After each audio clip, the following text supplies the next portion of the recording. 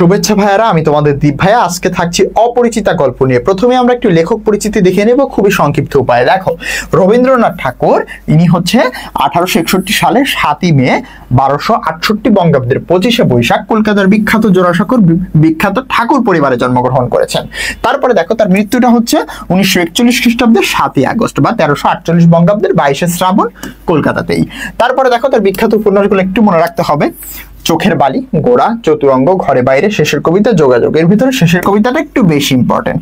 তারপরে দেখো, নাটকগুলোর দিকে যদি আসি, রাজা, অচলায়তন, রক্তকরবী, ডাকঘর আর মুক্তধারা, এইগুলো একটু মনে রাখতে হবে। এছাড়াও আরেকটু তথ্য তোমাদের জানা থাকা উচিত, সেটা হচ্ছে তিনি এশীয়দের ভিতরে প্রথম সাহিত্যে নোবেল পুরস্কার পেয়েছিলেন এবং তিনি বাংলা সাহিত্যের প্রথম সার্থক ছোট গল্প রচয়িতা, অর্থাৎ প্রথম কিন্তু সার্থকভাবে ছোট গল্প তিনি রচনা করেছেন। আরেকটা জিনিস তোমরা জানো যে তার একটা বই আছে, সেটা কি গল্পগুচ্ছ, যেখানে 95টা ছোট গল্প আছে, যেটা কিন্তু তোমার বিশ্বের যে ছোট গল্পের সম্ভার, সেখানে একটা অমূল্য সম্পদ। তো চলো এরপরে আমরা মূল পাঠে চলে যাই। তো দেখো, তিনি প্রথমে বলেছেন আজ আমার বয়স 27 মাত্র। এখানে তিনি না, এখানে তিনিটা হচ্ছেন মূলত গল্পের একটা নায়ক আছেন আর একজন নায়িকা আছেন। তো সামনে আমরা সবকিছুই দেখবো। তো নায়ক বলতেছে আমার বয়সটা হচ্ছে মাত্র 27। এই জীবনটা না দৈর্ঘ্যের হিসাবে বড়, মানে কি সে জীবনে অনেক দিন পার করে ফেলছে, বুড়া হয়ে গেছে, ব্যাপারটা আসলে এমন না।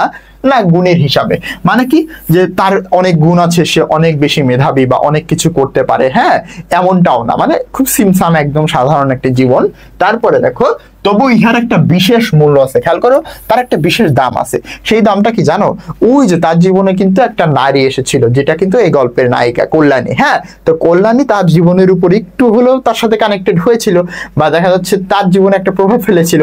তো ওইটাকে তিনি বলতেছে ঠিক যেন কি তার জীবনে একটা ভ্রমর হয়ে এসেছিল। মানে ব্যাপারটা কি, মনে করো তার জীবনটা হচ্ছে ফুল, ইহা হলো সেই ফুলের মতো যাহার বুকের উপরে ভ্রমর আসিয়া বসিয়েছিল। এখন মনে করো যে অনুপমের জীবনটা হচ্ছে একটা ফুল এবং এই ফুলের মতো জীবনটাতে একটা ভ্রমর এসে বসেছিল, সেইটা হচ্ছে ওই যে নায়িকা কল্যাণী। এখন ব্যাপারটা দেখো, সেই কল্যাণী যে জীবনে এসেছিল সেইটা এমন ভাবে লেখকের সাথে মানে বেঁধে গেছে, তিনি বলতেছে যে সেই পদক্ষেপের ইতিহাস, মানে সে যে ওই যে পাটা ফেলেছিল, ওই ফুলের মতো জীবনটার উপরে যে ভ্রমর হয়ে পাটা ফেলেছিল, সেই ইতিহাস একদম তার জীবনের মাঝখানে ফলের গুটির মতো ধরিয়ে উঠিয়াছে। মানে তোমরা কাহিনী অনেকেই জেনে থাকবা যে পরে কিন্তু বিয়ে হয় না আর কি। হ্যাঁ, তো যাই হোক, একটু মান সম্মানের ব্যাপার ঘটেছিল, তো সেটা তার জীবন থেকে তো সে একদম এলিমিনেট করে দিতে পারবে না, একদম বাতিল করে দিতে পারবে না। এর জন্য বলতেছে যে জীবনে ফলের গুটির মতো ফুটিয়া মানে ধরে উঠেছে আর কি, এরকম একটা গুটির মতো, মানে এটাকে চাইলেও সে বাদ দিয়ে দিতে পারবে না। তারপরে বলতেছে সেই ইতিহাসটুকুই আকারে কিন্তু ছোট, মানে এই যে তার জীবনে যে কল্যাণী এসেছিল সেটা খুব বেশি একটা বড় ঘটনা না, কিন্তু সেটাকে তিনি ছোট করে লিখবে। কিন্তু যারা এটাকে সামান্য বলে ভুল করবে না, মানে এই গল্পটা হচ্ছে খুব ছোট, খুব ইম্পর্টেন্ট কিছু না, গুরুত্ব কম দিবে, তারা কিন্তু এটার ভিতরে যে একটা রস আছে বা এটার ভিতরে যে একটা সাহিত্য ব্যাপার স্যাপার আছে, সেটা কিন্তু বুঝতে পারবে না, যারা ছোট করে ধরবে, এইটাই বোঝাইছে। তারপরে বলতেছে যে কলেজে যতগুলো পরীক্ষা পাশ করবা তিনি তা চুকে আছে, মানে তিনি সবগুলো পাশ করেছে, এমএ পাশ করেছে আর কি। হ্যাঁ, ছেলেবেলায় আমার সুন্দর চেহারা লইয়া, মানে এখানে নায়কের সুন্দর চেহারা লইয়া পণ্ডিত মশাই মানে শিক্ষকেরা আমাকে শিমুল ফুল আর একটা হচ্ছে মাকাল ফল, এই দুইটা অংশের সাথে তুলনা করতো এবং তুলনা করে ভেঙাতো, যেটাকে আমরা বাংলা ভাষায় বলি বিদ্রূপ, মানে ভালো ভাষায় বলি বিদ্রূপ। তাইলে তাকে কেন ভেঙাতো? কারণ তার চেহারাটা সুন্দর ছিল কিন্তু তিনি ছিল নির্গুণ। হ্যাঁ, তার ব্যক্তিত্ব ছিল না, তার খুব বেশি একটা দক্ষতাও ছিল না। এর জন্য বলছে যে মাকাল ফল। মাকাল ফল কি? টমেটোর মতো দেখতে একটা ফল, যার ভেতরে খুবই পচা দুর্গন্ধযুক্ত শ্বাসযুক্ত ফল, যেটা খাওয়া যায় না বা কোনো কাজেই লাগে না, কিন্তু বাহির থেকে দেখতে সুন্দর, মানে ঠিক একরকম যে তোমার ভিতরে হচ্ছে একদম সদরঘাট কিন্তু বাহিরের দিক থেকে ফিটফাট। তো অনুপমও ওরকম ছিল, তার কারণে ওকে বলতো যে তুই হচ্ছে মাকাল ফল বা শিমুল ফুল। শিমুল ফুলও দেখতে সুন্দর কিন্তু তুলা টুলা চলে যায়, মানে ওই রকম আর কি, যে তোমার যেটার খুব বেশি একটা ব্যবহার নাই বাট দেখতে সুন্দর, ওই রকম আর কি বোঝানো হচ্ছে। এরপরে দেখো, ইহাতে তখন ছোটবেলায় তিনি খুব লজ্জা পাইতো, কিন্তু যখন তার বয়স বাড়লো, মানে যখন বয়স হয়েছে, তখন তিনি ভেবেছে যদি জন্মান্তর থাকে, মানে পরের জন্ম যদি আবার থাকে, তাহলে ঠিক আমার মুখে যেন এইরূপ স্বরূপ, এখানে স্বরূপ বলতে ঠিক সুন্দর চেহারা, এবং পণ্ডিত মশাইদের মুখে যেন এইরকম বিদ্রূপ, হ্যাঁ, এমন করিয়াই প্রকাশ পায়। এখন ব্যাপারটা কি, তিনি মানে চাচ্ছে যে পরের জন্ম যদি থাকে, তাহলে পণ্ডিত মশাইদের মুখে যেন এমনই ভ্যাঙানি আবার আসে, আমার চেহারাটা যেন আবার সুন্দর হয়, এমন একটা ব্যাপার স্যাপার সে আর কি বলছে। ঠিক আছে, এরপরে বলছে যে আমার পিতা এককালে গরিব ছিলেন, ভালো কথা। ওকালতি, কি ওকালতি মানে ওই যে আইন ব্যবসা আর কি, ওকালতি করিয়া তিনি প্রচুর টাকা রোজগার করিয়াছেন। ভোগ করিবার সময় নিমেষ মাত্র, নিমেষ মানে হচ্ছে এক পলক ফেলার সময়টা, একদম খুবই অল্প একটু সময়, ঠিক আছে, এক পলক ফেলতে যতটুকু সময় লাগে ততটুকু সময়, তাহলে নিমেষ মাত্র পান নাই। তার মানে কি তিনি টাকা পয়সা পরে ইনকাম করলেন কিন্তু ভোগ করার সময় পান নাই, তার মানে মারা গেছে আর কি। তারপরে দেখো মৃত্যুতে তিনি যে হাঁপ ছাড়িলেন সেই তার প্রথম অবকাশ। অবকাশ মানে আসলে কি, অবকাশ মানে ছুটি, তার মানে তিনি বোঝাচ্ছেন তার বাবা খুবই ব্যস্ত মানুষ ছিলেন, ওই মৃত্যুতে যে তিনি কেবল একটু বিশ্রাম নেন ওইটাই তার প্রথম বিশ্রাম আর কি, বোঝা গেছে? ওকে। তারপরে দেখো আমার তখন বয়স অল্প, মার হাতেই আমি মানুষ। তার মানে কি এই যে এই গল্পের যে নায়ক অনুপম তিনি কিন্তু মায়ের হাতে মানুষ, হ্যাঁ, মা গরিবের ঘরের মেয়ে, তাই আমরা যে ধনী এই কথা তিনি ভোলেন না এবং আমাকে ভুলিতে দেন না। শিশুকালে আমি কোলে কোলেই মানুষ, তার মানে কি এখানে কিন্তু বোঝা যাচ্ছে যে খুব আদুরে সন্তান বোধ করি, সেই জন্যই শেষ পর্যন্ত আমার পুরাপুরি বয়সী হইল না। মানে কি পুরাপুরি বয়সী হইল না, মানে এখনো তিনি শিশুদের মতো, হ্যাঁ, বা এখনো তিনি হচ্ছে মায়ের যে শাসন সেই শাসনে চলাচল করেন, বা মামার তার মামা বা তার যে অভিভাবকের উপরে খুব বেশি ডিপেন্ডেন্সি, এই ধরনের আর কি ব্যাপার বোঝানো হয়েছে। আজও আমাকে দেখলে মনে হইবে আমি অন্নপূর্ণার কোলে গজাননের ছোট ভাইটি। এখন অন্নপূর্ণা কি, তোমরা যদি দেবী দুর্গাকে দেখে থাকো দেখবা তার আশেপাশে সামনে যে দুর্গা পূজা অনেকে দেখতে পাবা, তো আশেপাশে কিন্তু সন্তানীরা থাকে, তো সেক্ষেত্রে দেখবা গজানন একটা গণেশ, যেটা হচ্ছে কিছুটা হাতির মতো দেখতে, অনেকেই দেখে থাকবা। তো এই গজানন মানে কি, এইখানে হচ্ছে তোমার গণেশ, মানে অন্নপূর্ণা হচ্ছে দেবী দুর্গা, তার দুইটা ছেলে আছে, গজানন হচ্ছে বড় ছেলে আর তার ছোট ভাইটা হচ্ছে কার্তিক, ঠিক আছে, তার ছোট ভাইটা হচ্ছে কার্তিক। তো এই কার্তিক কিন্তু দেখতে খুবই সুন্দর, হ্যাঁ, এবং তিনি কিন্তু খুব আদরে, ঠিক এরকমই আর কি, যে তোমার অনুপমও কিন্তু দেখতে সুন্দর ছিল। তো তুমি বুঝতেছো আজ আমাকে দেখলে মনে হবে যেন দেবী দুর্গার ওই যে বড় ছেলে তার মানে কোলে হচ্ছে ছোট্ট ভাইটা, মানে দেবী দুর্গার একদম কোলে কোলে মানুষ হওয়া গণেশের ছোট ভাইটি, তার মানে কি একদম দেবী দুর্গার ছোট্ট সন্তান যে কিনা খুব আদুরে, এরকম একটা ব্যাপার স্যাপার। তো চলো পরবর্তী অংশ আমরা একটু পড়াশোনা করি। তো পরবর্তী অংশ যদি পড়াশোনা একটু করতে যাই তো সেক্ষেত্রে আমরা যদি দেখব আমার আসল অভিভাবক আমার মামা, এটা খুবই গুরুত্বপূর্ণ, মানে তার আসলে সকল সিদ্ধান্ত বা তার পরিবার সকল সিদ্ধান্ত কিন্তু মামা গ্রহণ করেছেন, হ্যাঁ। তার পরবর্তীকালীন সময় দেখো আমরা কি পাবো, তিনি আমার চেয়ে বড়জোর বছর 6 বড়, এটাও গুরুত্বপূর্ণ একটা এমসিকিউ। তো খুব বেশি একটা বড় কিন্তু হওয়া, যদিও তার মামা খুব বেশি বড় না। আচ্ছা, তারপরে দেখো এইটা হচ্ছে ফলগুর বালির মতো, মানে তিনি হচ্ছে ফলগুর বালির মতো আমাদের সমস্ত সংসারটাকে নিজের অন্তরের মধ্যে শুষিয়া লয়েছেন। আমি তোমাকে ব্যাপারটা বোঝাই, এটা হচ্ছে ফলগু হচ্ছে একটা নদী, হ্যাঁ, এই নদীটা কি জানো, অন্তঃসলিলা, অন্ত মানে কি ভেতরে, আর সলিল মানে কি পানি। তার মানে এই ক্ষেত্রে হচ্ছে তোমার মনে করো অনেকগুলো বালির স্তর, কিন্তু নদীটা হচ্ছে বালির নিচ দিয়ে পানি, বুঝতে পারছো? ঠিক এই ফলগুর বালিগুলা, এই ফলগুর নদীটা মনে করো এখানে হচ্ছে পুরোটা বালির স্তর, ঠিক আছে, এটা হচ্ছে বালির স্তর, হ্যাঁ, আর এটা মনে করো মাটির স্তর। এর নদীটা না এই বালির নিচ দিয়ে এইদিকে আসলে প্রবাহিত হয়। তো এই ফলগুর বালিগুলো নদীটাকে কিন্তু একদম হৃদয়ের ভিতরে শুষে নিয়েছে। ঠিক একইভাবে তার যে মামা, তার মামা কিন্তু এই যে তাদের সমস্ত সংসারটাকে অন্তরের ভিতরে শুষে নিয়েছে বা শুষে লইয়াছেন আর কি, মানে তিনি সকল দায়িত্ব পালন করেন, এইটাকেই বোঝানো হয়েছে। তাকে না খুঁড়িয়া মানে তাকে না জানিয়ে বা না বলে, এরকম একটা, এখানকার এক গন্ডুস জল পাইবারও জো নাই। এক গন্ডুস মানে হচ্ছে এরকম করে হাত যদি করো, এই যে যতটুকু স্পেস পাচ্ছ এইটাকে বলা হচ্ছে এক গন্ডুস, ঠিক আছে, এই যে এতটুকু হাত করলে এর ভিতরে যে স্পেস এইটা হচ্ছে এক গন্ডুস, তাহলে এক গন্ডুস জল পাইবারও জো নাই। গন্ডুস বানানটা একটু ইম্পর্টেন্ট, হ্যাঁ। আচ্ছা, এই কারণে কোনো কিছুর জন্যই আমার কোনো ভাবনা ভাবিতে হয় না, মানে তার সকল দায়িত্ব তো মামা নিয়ে নিয়েছে, এই জন্য আর কি, হ্যাঁ। কন্যার পিতা মাত্রই স্বীকার করবেন আমি সৎ পাত্র, তামাকটুকু পর্যন্ত খাই না। তাইলে এখন ব্যাপারটা হচ্ছে তার বিয়ে শাদীর একটা ব্যাপার, তখন বয়স 27, তাই না? তো সেই প্রসঙ্গেই বলেছে যে আসলে কন্যার পিতা বলবে যে ছেলেটা ভালো ছেলে অর্থাৎ সৎ পাত্র, মানে মিনিমাম তামাকটুকু খায় না, যেটা আগে কিন্তু অনেক দেখা যেত যে তোমার তামাক, অনেকেই দেখে থাকবে বাংলা পুরোনো দিনের সিনেমাতে যে তোমার হুকা টাইপের একটা যেটা টানতো আর কি, হ্যাঁ। আচ্ছা, তারপরে দেখো বলা হয়েছে ভালো মানুষ হওয়ার কোনো ঝঞ্ঝাট নাই, তাই আমি নিতান্ত ভালো মানুষ। তার মানে কি তিনি একদম ভালো মানুষ, একদম সাদাসিধে মানুষ, সৎ মানুষ, এই আর কি। মাতার আদেশ মানিয়ে চলিবার ক্ষমতা আমার আছে, তার মানে কি তিনি একদম মায়ের আদেশ, মানে মা যেটা বলবে বা তার অভিভাবক যেটা বলবে ওইটা মেনে চলার ক্ষমতা তার আছে। তার মানে পৌরসত্বের যে একটা ব্যাপার, হ্যাঁ, সেই ব্যাপারটা কিন্তু তার কাছে নেই আর কি। হ্যাঁ, যেটাকে আমরা বলি যে মেল ইগো, ঠিক আছে, মেল ফিমেল দিয়ে আমরা যদি না করি, বাট ওই যে একটা ছেলেরা যখন একটু বড় হয় তাদের ভিতরে একটা ইগো কাজ করে, তাই না?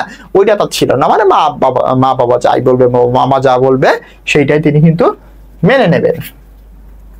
তারপরে দেখো বস্তুত মানে আসলে না মানবার ক্ষমতা কিন্তু তার নাই। ওকে, তারপরে দেখো অন্তঃপুরের শাসনে চলিবার মতো করিয়াই আমি প্রস্তুত হইয়াছি। এখন অন্তঃপুরটা আসলে কি? এখানে অন্ত মানে ভেতরে, পুর মানে ঘর, তার মানে কি তিনি যে স্ত্রী শাসনে চলার মতো করে বেড়ে উঠছে, মানে স্ত্রী তাকে ইচ্ছা মতো মনে করো যা বলবে তাই শুনবে, এইরকম একটা ছেলে, তাই না? ঠিক অন্তঃপুরের শাসন বলতে বোঝানো হয়েছে স্ত্রী শাসন, ঠিক আছে, স্ত্রী শাসনে চলিবার মতো করিয়াই তিনি প্রস্তুত হয়েছে, মানে তিনি হচ্ছে মানে ব্যাপারটা তো আসলে বুঝতে পারছো যে এইটাই।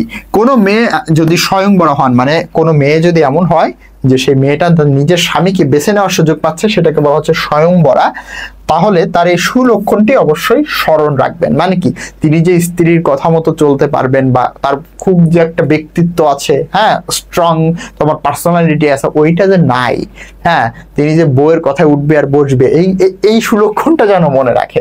দেখছো মজার না গল্পটা?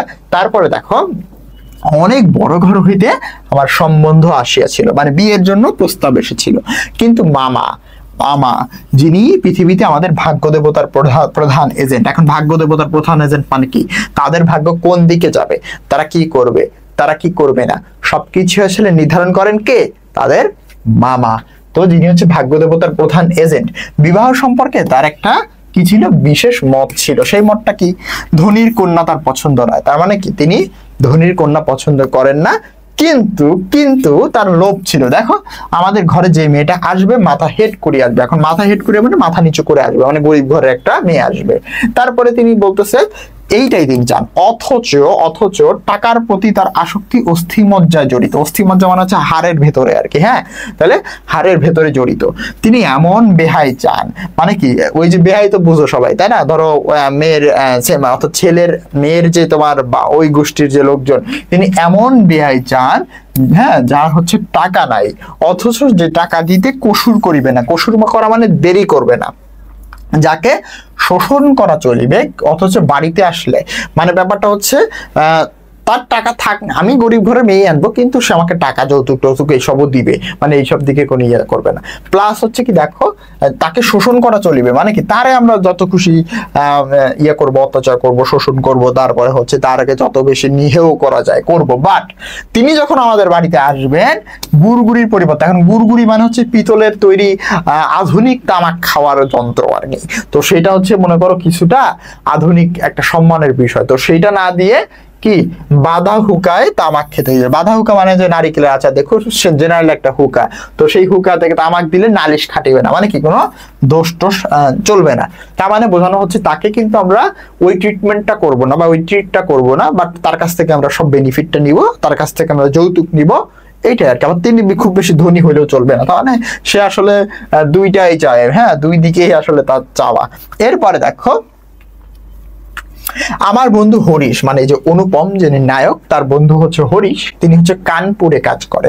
তো এবার একটু খেয়াল করো, শেষ ছুটিতে কি কলিকাতায় আসলো, মানে এই যে লেখকদের মানে অনুপমদের বাসায় আসছে, আমার মন উতলা করে দিল, তার মানে কি তার মনে উথাল পাথাল একটা ব্যাপার স্যাপার তৈরি করে দিল। কিভাবে? সে বলল, ওহে মেয়ে যদি বলো একটা খাসা মেয়ে আছে, তার মানে কি সে একটা মেয়ের প্রস্তাব দিল। এই যে তার ফ্রেন্ড হরিশ, ঠিক আছে, তার বন্ধু হরিশ কানপুরে কাজ করে, এটা ইন্ডিয়ার একটা অঞ্চল, সেখান থেকে তিনি যখন অনুপমের বাসায় কলকাতায় আসলো তখন কিন্তু তিনি একটা সম্বন্ধ নিয়ে এসছে। ওকে, তারপরে দেখো তিনি বলতেছে যে কিছুদিন পূর্বে এমএ পাস করিয়াছি। এখন এমএ পাস করাটা কি? এমএ পাস করাটা হচ্ছে তোমার অনুপম, মানে একদম পড়াশোনা শেষ, সামনে যতদূর পর্যন্ত দৃষ্টি চলে ছুটি ধুধু করিতেছে, তার মানে কি তার কোনো কাজকর্ম নাই, পরীক্ষা নাই, উমেদারি নাই। উমেদারি মানে হচ্ছে তোমার কোনো চাকরির বাকরি খোঁজা বা চাকরি নাই এরকম একটা আর কি। নিজের বিষয় দেখবার চিন্তাও নাই, মানে নিজে যে সম্পত্তি দেখাশোনা করতে হবে এই চিন্তাও কিন্তু তার নাই, শিক্ষাও নাই, ইচ্ছাও নাই। থাকিবার মধ্যে আছেন কেবল মা, বাহিরে আছেন মামা। তার মানে এখানে ব্যাপারটা হচ্ছে তার জীবনের নিয়ে তিনি খুবই নির্ভর, মানে খুবই চাপ মুক্ত, কোনো প্যারা নাই, হ্যাঁ চিল আর কি, খুবই চিল। মানে চিল বলতে গেলে তার চাকরি করার চিন্তা নাই, তার বিষয় সম্পত্তি দেখার চিন্তা নাই, হ্যাঁ উমেদারি করার চিন্তা নাই, কিচ্ছু দেখা করার নাই। তো তিনি শুধু মা মামা যা বলবেন সেটাই শুনবেন, এইরকম আর কি। এই অবকাশের মরুভূমির ভিতরে, মানে এই যে সামনে অবকাশ, অবকাশ মানে ছুটি, সামনে অবকাশের মরুভূমির মধ্যে আমার হৃদয় তখন বিশ্বব্যাপী নারী রূপের মরিচিকা দেখিতেছিল।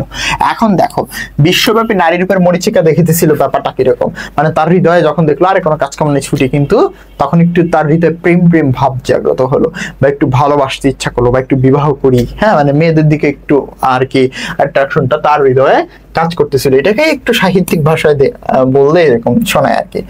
আকাশে তাহার দৃষ্টি, বাতাসে তাহার নিঃশ্বাস, তরু মর্মরে তাহার গোপন কথা। তার মানে ব্যাপারটা হচ্ছে ওই উপমানে দিয়ে বোঝাচ্ছে যে আকাশে তাহার দৃষ্টি, মানে এই অবকাশের মধ্যে তার হৃদয় বিশ্বব্যাপী নারী রূপের মরিচিকা দেখতেছিল। এখন এমন একটা মরিচিকা দেখতেছিল কি, নারী রূপ মানে কি, সে একটু ভালোবাসা, প্রেম বা বিয়া এরকম কিছু চাচ্ছে, তাইলে ওই যে নারী রূপের মরিচিকাটা দেখতেছিল, সেই মরিচিকার দৃষ্টি হচ্ছে আকাশের দিকে, বাতাসে তাহার নিঃশ্বাস, তরু মর্মরে তাহার গোপন কথা, মানে একটু রোমান্টিসাইজ করার চেষ্টা করতেছে আর কি, হ্যাঁ যে মেয়েটা অনেক সুন্দর হবে, তো ওইরকম একটা মরিচিকা দেখতেছিল, মানে জাস্ট মনে করো সে আর কি বিয়েটি করবে, এটাই বোঝাচ্ছে। এমন সময় হরিশ আসিয়া বলিল, মেয়ে যদি বলো তবে একটা খাসা মেয়ে আছে, তাই না? তো হরিশ যখন এসে বললো, তার তো মনে করো একদম পুরো হৃদয়ের ভিতরে উথাল পাথাল শুরু হয়ে গেছে। আমার শরীর আর মন কেমন হলো, বসন্ত বাতাসে বকুল বনের নবপল্লব রাশির মতো কাঁপিতে কাঁপিতে আলো ছায়া বুনিতে লাগিল। মানে এই যে মনে লাড্ডু ফুটলো যদি বলি, দেখো বসন্তের বাতাসে তোমার হচ্ছে বকুলের যে বন, সেই বনে কি হচ্ছে দেখো, সেই বনে নবপল্লব রাশি মানে কি নতুন পাতার রাশির মতো কাঁপিতে কাঁপিতে আলো ছায়া বনিতে লাগলো। আলো ছায়া বোনাটা ব্যাপারটা কিরকম, যে তার হৃদয় আসলে ওই যে প্রেমের যে জায়গাটা, ওই যে যে স্পেসটা তৈরি হয়েছে ওইটাকে স্কোপ দিচ্ছে, যে ঠিক যেন সেটা বসন্তের নতুন পাতা, মানে বকুল ফুলের গাছের নতুন পাতার মতো আলো ছায়া বনিতে লাগলো, মানে মনে লাড্ডু ফুটছে আর কি, বুঝতে পারছো? হরিশ মানুষটা ছিল রসিক, রস দিয়ে বর্ণনা করিবার শক্তি তাহার ছিল, আর আমার মন ছিল তৃষার্ত। এখন ব্যাপারটা কি, হরিশ মানে রসিক, রস দিয়ে বর্ণনা করতে পারে, এবং তার মনটা কেন তৃষার্ত ছিল, কারণ তিনি আসলে যে তৃষ্ণার্ত, মানে তৃষ্ণার্ত মানে কি আমরা পানি খেতে চাই, কিন্তু এখানে আসলে তিনি একটু বিয়ে শাদীর জন্য অপেক্ষারত, এটাই বোঝানো হয়েছে আর কি। আচ্ছা, আমি হরিশকে বললাম একবার মামার কাছে কথাটা পারিয়ে দেখো, মানে আসলে তার যে অভিভাবক মামা, মামাই আসলে সকল বিষয় সিদ্ধান্ত নিবেন, এইটাই আর কি। হরিশ আসর জমাইতে অদ্বিতীয়, ঠিক আছে, মানে তিনি আসর জমাইতে পারেন। একবার আমরা পড়েছি যে আসলে তার ভিতরে কিন্তু রসিক ব্যাপার স্যাপার রয়েছে, তাই সর্বত্রই তাহার খাতির, তার মানে কি সব জায়গায় তার খাতির আছে, কারণ তিনি আসর জমাইতে পারে, সবার সাথে মিলেমিশে গল্পগুজব করতে পারে, এই আর কি। মামা তাকে পাইলে আর ছাড়িতে চান না। কথাটা তার বৈঠকে উঠিল, মানে তারা দুইজন যখন কথা বলতেছিল সেটাকে বলেছে মিটিং আর কি, হ্যাঁ সেখানে উঠলো। তো মেয়ের বাপের খবরটাই তার কাছে গুরুতর। কে? এটা হচ্ছে মামা, যে মেয়ের বাপ কি করে, এইটা বংশ আর কি, ঠিক আছে, বংশ দেখবে, এইটা অনেক সময় বয়স্করা বলে, দেখবা, হ্যাঁ। তারপরে দেখো বাপের অবস্থা তিনি যেমনটা চান ঠিক তেমনই, গরিব কিন্তু কিছু এখন আছে। দেখো ইহাদের এককালে বংশে লক্ষ্মীর মঙ্গল ঘট ভরা ছিল। এখন লক্ষ্মীর মঙ্গল ঘট মানে কি জানো? মাটির ব্যাংক। আগে তো এত সব মনে করো যে সিটি ব্যাংক ছিল না, বা এটিএম বুথ এগুলা ছিল না, তার কি ছিল? মাটির ব্যাংক। তো একসময় তাদের লক্ষ্মীর মঙ্গল ঘট ভরা ছিল, মানে অবস্থাটা খুবই ভালো ছিল, এটা ইন্ডিকেট করতেছে। কিন্তু তাহা এখন একদম শূন্য বলিলেই চলে, অথচ তলায়, মানে তলায় একদম নিচের দিকে সামান্য কিছু বাকি আছে। মানে তারা এক সময় খুব ধনী ছিল, বাট এখন খুব বেশি একটা ধনী না তারা। তো দেশে মানে কি তাদের এলাকায় বংশমর্যাদা রাখিয়া চলা সম্ভব নয় বা সহজ নয় বলে ইনি পশ্চিমের দিকে গিয়ে বাস করতেছে, মানে ভারতের পশ্চিমাঞ্চলে গিয়ে বসবাস করতেছে। সেইখানে গরিব গৃহস্থের মতোই তারা থাকেন, একটা মেয়ে ছাড়া আর কেউ তার নাই, জাস্ট একটাই মেয়ে, সিঙ্গেল একটা মেয়ে। তারপরে দেখো, সুতরাং তারই পশ্চাতে লক্ষ্মীর ঘরটি একেবারে উপর করিয়া দিতে দ্বিধা হইবে না। তার মানে ওই যে তাদের একটা ব্যাংক, লক্ষ্মীর মঙ্গল ঘট ব্যাংক, ব্যাংকে কিছু টাকা পয়সা, তো ওইটাকে পুরো তাদের সম্পত্তির সাথে তুলনা করা হচ্ছে, হ্যাঁ, যে একটাই মেয়ে, হ্যাঁ ঠিক আছে, সবকিছু দিয়ে দিবে, সমস্যা নাই। আর তাদের অবস্থা বর্তমানে গরিব অবস্থা হলেও তাদের এক সময় কিন্তু তারা জৌলুসপূর্ণ ইয়ে ছিল, এবং তারা এখন দূরে গিয়ে বসবাস করতেছে, কারণ সেই ঠাট সেই যে ব্যাপার স্যাপার ওইটা বজায় রেখে এখন কিন্তু চলাফেরা করা সম্ভব নয়। তারপরে দেখো, কিন্তু মেয়ের বয়স যে 15, আচ্ছা চিন্তা করো, এখনকার 15 বছর বয়সে পোলাপান কলেজেই যায় না, বাট তখনকার সময় কিন্তু 15 বছর অনেক বেশি ছিল, যে মেয়ের বিয়ের বয়স হয়ে গেছে। তো মেয়ের বয়স যে 15, এইটা শুনে মামার মন ভার হইলো, মানে মামার মন একটু কষ্ট বা একটু মন খারাপ হইলো। তারপরে বললো যে বংশে কোনো দোষ নাই তো? না, বংশে দোষ নাই। তো বাপ কোথাও মেয়ের যোগ্য বর খুঁজিয়া পান না। একে তো বরের হাত মহার্ঘ, মানে কি তোমার বর একটা বরকে পাইতে গেলে অনেক অর্ঘ বা অনেক উপকরণ দিয়ে নিতে হয়, মানে যৌতুকের ব্যাপারটা। মহার্ঘ বলতে এখানে বোঝানো হচ্ছে অনেক যৌতুক দিতে হয়। মহা মানে অনেক বেশি, আর অর্ঘ মানে যা কিছু দেওয়া হয়। হ্যাঁ, তাইলে মহার্ঘ।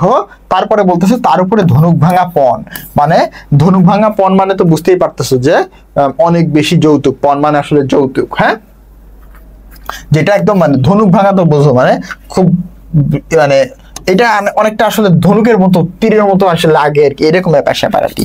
কাজেই বাপ কেবলই সবুর করতেছে, মানে ওয়েট করতেছে মেয়ের বাপ, কিন্তু মেয়ের বয়স তো ওয়েট করতেছে না বা সবুর করতেছে না, মানে বয়সটা কেন 15 এটার ব্যাখ্যাটা দিল। আচ্ছা, তারপরে চলো আমরা পরের অংশটা একটু পড়াশোনা করার চেষ্টা করি। দেখো, যাই হোক, হরিষের সরস রসনার গুণ আছে। স মানে কি সহিত, আর রস মানে কি রস, তার মানে কি রস দিয়ে বর্ণনা করার গুণ তার ভিতরে আছে। মামার মন নরম হইল। বিবাহের ভূমিকা অংশটা নির্বিঘ্নে সমাধা হইয়া গেল। ভূমিকা অংশ বলা হচ্ছে এটাকে, হ্যাঁ, যে হরিশ কথা বললো আর কি, তার ফ্রেন্ড তার মামাকে বললো যে এরকম আছে আর কি। কলিকাতার বাহিরে বাকি যে পৃথিবীটা, সেইটা সমস্তটাকেই মামা আন্দামান দ্বীপের অন্তর্গত বলিয়া জানেন। কিন্তু ওই যে এখানে মেয়েটা তো আসলে পশ্চিমা অঞ্চলে, তো আন্দামান দ্বীপের অন্তর্গত বলিয়া জানেন মানে তিনি আসলে ওই যে তার হাবড়ার পুল আর কি একটা জায়গা, বা তার কলকাতা, এই কলকাতার বাহিরে যাওয়াটা ওই যে অনুপমের যে মামা, তিনি কিন্তু খুব বেশি একটা পছন্দ করেন না, এবং এর জন্য তিনি বাকিটা হচ্ছে সব আন্দামান দ্বীপপুঞ্জ, বাট তিনি কলকাতা তার যে স্পেস, মানে তিনি কিছুটা মণ্ডপ, মানে ওই অঞ্চলের বাহিরে কিছু চিন্তা করতে পারেন না। তারপরে দেখো, জীবনে একবার বিশেষ কাজে তিনি কোন্নগর পর্যন্ত গিয়েছিলেন। আচ্ছা, ভালো কথা। মামা যদি মনু হইতেন, মনু মানে তিনি যদি ওই যে ধর্মগ্রন্থগুলো লিখতেন, বা ধর্মগ্রন্থ যেগুলো রয়েছে মুনি ঋষির আগে নিয়ম কানুন দিত, হ্যাঁ, তো মামা যদি মনু হইতেন, মানে তিনি যদি ওরকম নিয়ম কানুন দিত, তবে তিনি হাবড়ার পুল পার হওয়াটাকে তাহার সংহিতায়, সংহিতা মানে এখানে তার বই বা গ্রন্থ, তাহার সংহিতায় একেবারে নিষেধ করিয়া দিতেন। তার মানে বোঝা যাচ্ছে যে তিনি খুব বেশি একটা দূরে যাওয়া পছন্দ করেন না। ওকে, মনের মধ্যে ইচ্ছা ছিল নিজের চোখে মেয়েটাকে একটু দেখে আসবে, কিন্তু তিনি সাহস করিয়া প্রস্তাব করিতে পারলাম না। তাহলে চিন্তা করো, তিনি মেয়েকে বিয়ে করবেন অথচ না দেখেই, তো কি একটা ব্যাপক ব্যাপার স্যাপার ছিল আগে, যেটা কিন্তু এখনকার সময় কিন্তু অনেক প্রোগ্রেসিভ। এখনকার সময় মেয়েরা আসলে দেখা দেখি করে। তারপর আমরা যদি চিন্তা করি, এখন তো যে মেয়ে দেখতে গেলে দেখলাম যে মেসেঞ্জার, ফেসবুক, এগুলোতে আসলে কানেক্টিভিটি বাড়ায়, তারা নিজেদেরকে আন্ডারস্ট্যান্ডিং করার চেষ্টা করে, তো বুঝতেই পারতেছো দিন পাল্টাইছে আর কি। তারপরে দেখো, কন্যাকে আশীর্বাদ করিবার জন্য যাহাকে পাঠানো হইলো সে হচ্ছে আমাদের বিনু দাদা। এটা হচ্ছে পিসতুতো ভাই, মানে কাজিন আর কি, অনুপমের একটা কাজিন। তাকে ওই যে আগে একটু দেখা দেখি, এখনো কিন্তু এটা হয়, তো দেখা দেখি করার জন্য পাঠানো হয়েছে কাকে? বিনু দাদা, অর্থাৎ ওই যে অনুপমের যে কাজিন, তাকে পাঠানো হয়েছে। তারপরে বলতেছে তার মতো রুচি এবং দক্ষতার উপর আমি 16 আনে নির্ভর করতে পারি। বিনু দাদা ফিরে আসে বলিলেন, এটা একটু খেয়াল করো কি বললো, মন্দ নয় হে, খাঁটি সোনা বটে। তার মানে কি মেয়েটা খুব ভালো, এইটা একটু বোঝার চেষ্টা করো। বিনু দাদার ভাষাটা অত্যন্ত আট, মানে কি বিনু দাদা যে বলেন খুব সহজে কারোর প্রশংসা করেন না, মানে যেখানে ধরো আমরা দেখি চমৎকার দেখতে, তিনি বলে চলে, তো ঠিক ওইটাই বলা হয়েছে। দেখো, যেখানে আমরা বলি চমৎকার, তিনি সেখানে বলে চলনসই। তার মানে কি, যেখানে আমরা দেখতেছি এ প্লাস পার মতো, তিনি যখন বলে এ মাইনাস, ঠিক আছে, ব্যাপারটা এইরকম আর কি। অতএব বুঝলাম যে আমার ভাগ্যে প্রজাপতির সঙ্গে পঞ্চস্বরের কোনো বিরোধ নাই। এখন প্রজাপতি হচ্ছে বিয়ের দেবতা, আর পঞ্চস্বর কি জানো? মদন দেবতা। মদন হচ্ছে প্রেমের দেবতা, আর প্রজাপতি হচ্ছে বিয়ের দেবতা। তার মানে কি, তার হৃদয়ে যে একটা না দেখেই প্রেমের একটা ব্যাপার স্যাপার ঘটে গেছিল ওই যে বর্ণনা টর্ণনা শুনে। তো সেইটা হচ্ছে তোমার পঞ্চস্বর। হ্যাঁ, আর প্রজাপতি হচ্ছে তোমার বিবাহের যে দেবতা। পঞ্চস্বরকে বলা হয় যে 5টা বান একসাথে, কিন্তু ওরকমটা আসলে না, এখানে বোঝানো হয়েছে যে মদনদেবকে ইন্ডিকেট করা হচ্ছে, মদনদেব প্রেমের দেবতা, এবং এখানে প্রজাপতি হচ্ছে কি বিয়ের দেবতা, মানে কি প্রেম আর বিয়ে দুইটা একসাথে লেগেছে, না দেখে প্রেম হয়ে গেছে, কি ব্যাপক ব্যাপার স্যাপার। আচ্ছা, তারপরে দেখো, বলা বাহুল্য বিবাহ উপলক্ষে কন্যা পক্ষকে কলিকাতায় আসিতে হইল, মানে এরপরে দেখতে আসলো আর কি কন্যা পক্ষ থেকে। কন্যার পিতা, যার নাম কি শম্ভুনাথ বাবু, হরিশকে কত বিশ্বাস করেন তাহার প্রমাণ এই যে বিবাহের মাত্র কয়দিন পূর্বে ভাইয়া, মাত্র 3 দিন পূর্বে তিনি প্রথম আমাকে চোখে দেখেন, মানে এই ছেলেটাকে প্রথম 3 দিন পূর্বে দেখেন, তার মানে মুখে মুখে বিয়ে ঠিক। হ্যাঁ, যে এখানে বিয়েটা হবে, তাহলে বুঝতেই পারতেছে কি একটা ব্যাপক ব্যাপার স্যাপার। আশীর্বাদ করে চলে গেল। বয়স তার 40-এর কিছু এপার ওপারে আর কি, মানে কিছুটা এপার ওপারে আর কি। তার বর্ণনা দিচ্ছে তিনি হচ্ছে চুলগুলা কাঁচা, গোফ হচ্ছে পাক ধরিতে আরম্ভ করিয়াছে মাত্র, এবং সুপুরুষ বটে, মানে ভালো ভালো সুঠাম দেহের অধিকারী, সুন্দর দেখতে, এরকম ভিড়ের মধ্যে দেখিলে সকলের আগে তার উপরে চোখ পড়বার মতো চেহারা, মানে তিনি মোটামুটি সুন্দর আর কি। আশা করি আমাকে দেখিয়ে তিনি খুশি হইয়াছিলেন, মানে ছেলে দেখে পছন্দ হয়েছে আর কি। বোঝা আবার শক্ত, মানে তিনি আবার কনফিউশনও আছে, কেন তিনি বড়ই চুপচাপ, যে 2-1টা কথা বলেন, হ্যাঁ, যেন আবার তাতে আবার খুব বেশি একটা জোর দিয়েও বলে না, ঠিক আছে, মানে জাস্ট একটু চাপা স্বভাবের, বা খুব বেশি নিজেকে এক্সপ্রেস করতে চায়, খুব বেশি বক বক করে এমন ক্যারেক্টার না, খুবই গম্ভীর একটা ক্যারেক্টার, এবং খুব কম কথা বলে, ঠিক আছে। তারপরে দেখুন, একদিকে আমরা দেখলাম মেয়ের যে বাবা শম্ভুনাথ বাবু তিনি কম কথা বলেন, কিন্তু কিন্তু এই যে মামা কি করছে দেখো, মামার মুখ তখন অনর্গল ছুটতেছিল, মানে ননস্টপ ছুটতেছিল আর কি। ধনে আর মানে আমাদের স্থান যে শহরের চেয়ে কারো কম নয়, মানে তার যে টাকা পয়সা আছে, হ্যাঁ, সেইটাকেই তিনি নানা প্রসঙ্গে প্রচার করতেছিলেন, মানে নিজের ঢোল নিজে পিটাচ্ছিল আর কি। শম্ভুনাথ বাবু এই কথায় একেবারেই মানে খুব বেশি একটা অ্যাটেনশন দেয় নাই বা যোগ দেয় নাই। হ্যাঁ, তিনি কোন ফাঁকে একটা হু হা কিচ্ছু বললো না। আমি হইলে দমিয়া যাইতাম, মানে থেমে যাইতো, যে আমি বলতেছি সে ওরে বাবা তাই নাকি, এই সকল জিনিস কিন্তু যোগ করতেছে না, ঠিক আছে, জাস্ট শুনে যাচ্ছে। আমি হলে থেমে যাইতাম, মানে অনুপম নিজের কথা বলতেছে, কিন্তু মামাকে দমানো শক্ত। তিনি শম্ভুনাথ বাবুর চুপচাপ ভাব দেখে ভাবলেন লোকটা নিতান্ত নির্জীব, মানে একদম চুপচাপ থাকে, হ্যাঁ, মানে তার ভিতরে খুব বেশি একটা স্পিরিট নাই, একেবারে কোনো তেজ নাই। আচ্ছা, এরপরে আমার রসিকতা করে বললো যে বেহাই সম্প্রদায়ের আর যাই থাক, তেজ থাকাটা দোষে। অতএব মামা মনে মনে খুশি হইলেন যে এর মনে হয় নরম সরম একটা ব্যয় পাইছি, হ্যাঁ, শোষণ করা যাবে বা তাকে অত্যাচার করা যাবে। শম্ভুনাথ বাবু যখন উঠিলেন তখন মামা সংক্ষেপে উপর হইতে তাকে বিদায় করে দিল। আচ্ছা ঠিক আছে, আচ্ছা হ্যাঁ হ্যাঁ যান, এই মানে তাকে গাড়িতে পর্যন্ত তুলে দিতে গেলেন না, তার মানে কি আন্তরিকতার কিন্তু অভাব ছিল। এবং পণ সম্বন্ধে দুই পক্ষে পাকাপাকি কথা ঠিক হয়ে গিয়েছিল, মানে কি কি দেওয়া হবে যৌতুক সেটা সম্পর্কে আগের থেকে দুই পক্ষে ঠিকঠাক হয়ে গেছিল। তারপরে দেখো, মামা নিজেকে অসামান্য চতুর বলিয়াই অভিমান করিয়া থাকেন, মানে নিজেকে অসামান্য চতুর ব্যক্তি হিসেবে কল্পনা করে থাকেন। কথাবার্তায় কোথাও তিনি ফাঁক রাখেন নাই, মানে একদম পাকাপাকি হয়ে গেছে যে কি দেওয়া হবে, কতটুকু দেওয়া হবে, কি দেনা পাওনা গহনা কেমন হবে, ভারী কেমন হবে, তাদের যে তোমার সকল কিছু আর কি একদম কনফার্ম করে নিছে আর কি। হ্যাঁ, টাকার অঙ্ক কি সেটা একদম স্থির করা হলো। তারপরে গহনা কেমন, কত ভরি, ভরি মানে হচ্ছে ওজনের একটা পরিমাপ, যেমন কেজি তেমন গহনার ওজন হচ্ছে ভরি। হ্যাঁ, এক ভরিতে সম্ভবত তোমার 12-13 গ্রাম এরকম আর কি, আমি যদি ভুল না করে থাকি। হ্যাঁ, 11 গ্রামের মতো। সোনা কত দরের হইবে এইটা একদম পুরোপুরি বাধাবাধি হয়ে গেছিল, বাধাবাধি মানে কনফার্ম করা হয়েছে আর কি দুইজনের ভিতরে আলোচনা করে। হ্যাঁ, আমি নিজে এই সমস্ত কথার মধ্যেও ছিলাম না, এটা দ্বারাই বুঝছে যেহেতু পণ টন ঠিক আছে, এখানে ছেলে কোনো ক্যারেক্টারই না, মানে একদম পুতুল মাত্র। হ্যাঁ, জানিতাম না দেনা পাওনা কি স্থির হইল, মনে মনে জানতাম এই যে বড় একটা স্থূল মানে বড়, এই বড় অংশটাও বিয়ের একটা পার্ট বা একটা প্রধান অংশ, এবং সেই অংশের ভার আমি যার উপরে দিয়েছি অর্থাৎ মামার উপরে, এই অংশের ভার আমি যার উপরে তিনি দিয়েছেন তিনি হচ্ছে মামা। তো তিনি এক করাও ঠকিবেন না, অনেক চালাক মানুষ, সে অবশ্যই ঠকিবেন না এই আর কি। বস্তুত আশ্চর্য পাকালোক বলিয়া মামা আমাদের সমস্ত সংসারের প্রধান গর্বের সামগ্রী। তাই এই দেখো, সমস্ত সংসারের প্রধান গর্বের সামগ্রী কি, তাদের গর্বের একটা বস্তু হচ্ছে মামা, মানে তারা মামাকে নিয়ে গর্ব করে, তিনি খুব চতুর লোক, তিনি খুব ভালোভাবে সবকিছু হ্যান্ডেল করতে পারেন। ব্যাপারটা হচ্ছে এরকম, যেখানে আমাদের কোনো সম্বন্ধ আছে, মানে যেখানে আমাদের কোনো কিছু আছে সেখানে সর্বত্রই তিনি বুদ্ধির লড়াই জিতিবেন, এ একেবারে ধরা কথা। মানে তিনি বুদ্ধির লড়াই সর্বত্রই জিতে যাবেন, এটা তারা একদম বিশ্বাস করে। এই জন্য আমাদের অভাব যদি নাও থাকে এবং অন্য পক্ষের যদি অভাব কঠিন পরিমাণে থাকে, তাইলেও আমরা জিতবো। মানে যে দর কষাকষি কি পণ দেওয়া হবে এইটার ক্ষেত্রে আর কি বলতেছে, হ্যাঁ, যে মামা এমন চালাক লোক যে আমাদের যদি অনেক থাকে বাট ওই পক্ষে যদি নাও থাকে তাও আমরা এই ক্ষেত্রে জিতবো। মানে তার মেন্টালিটি আসলে খুব বেশি ভালো না, এগুলো যদি চিন্তা করেই থাকে। আচ্ছা, আমাদের সংসারের এই যে ইহাতে যে বাচুক আর মরুক এইটাই। আচ্ছা, এরপরে বলতেছে কি গায়ে হলুদ অসম্ভব রকমের ধুম করিয়া গেল। হ্যাঁ, মানে গায়ে হলুদটা হয়ে গেল, তো বাহক মানে কি, যারা আসলো আর কি গায়ে হলুদ নিয়ে আসছে, হলুদ দিতে ছেলের গায়ে। হ্যাঁ, তো ছেলের বাড়িতে গায়ে হলুদ প্রথমে, তো বাহক এত গেল আর এত আসলো যে তাদের আদমশুমারি করিতে, মানে তাদেরকে গুনতে বা তাদের খোঁজ রাখতে হইলে বা করিতে হইলে কেরানি রাখতে হয়, মানে আলাদা একটা লোক রাখতে হয়। তাদেরকে বিদায় করিতে অপর পক্ষকে যে নাকাল হইতে হবে সেই কথা স্মরণ করিয়া মামা আর মা একসঙ্গে একযোগে বিস্তর হাসিলেন।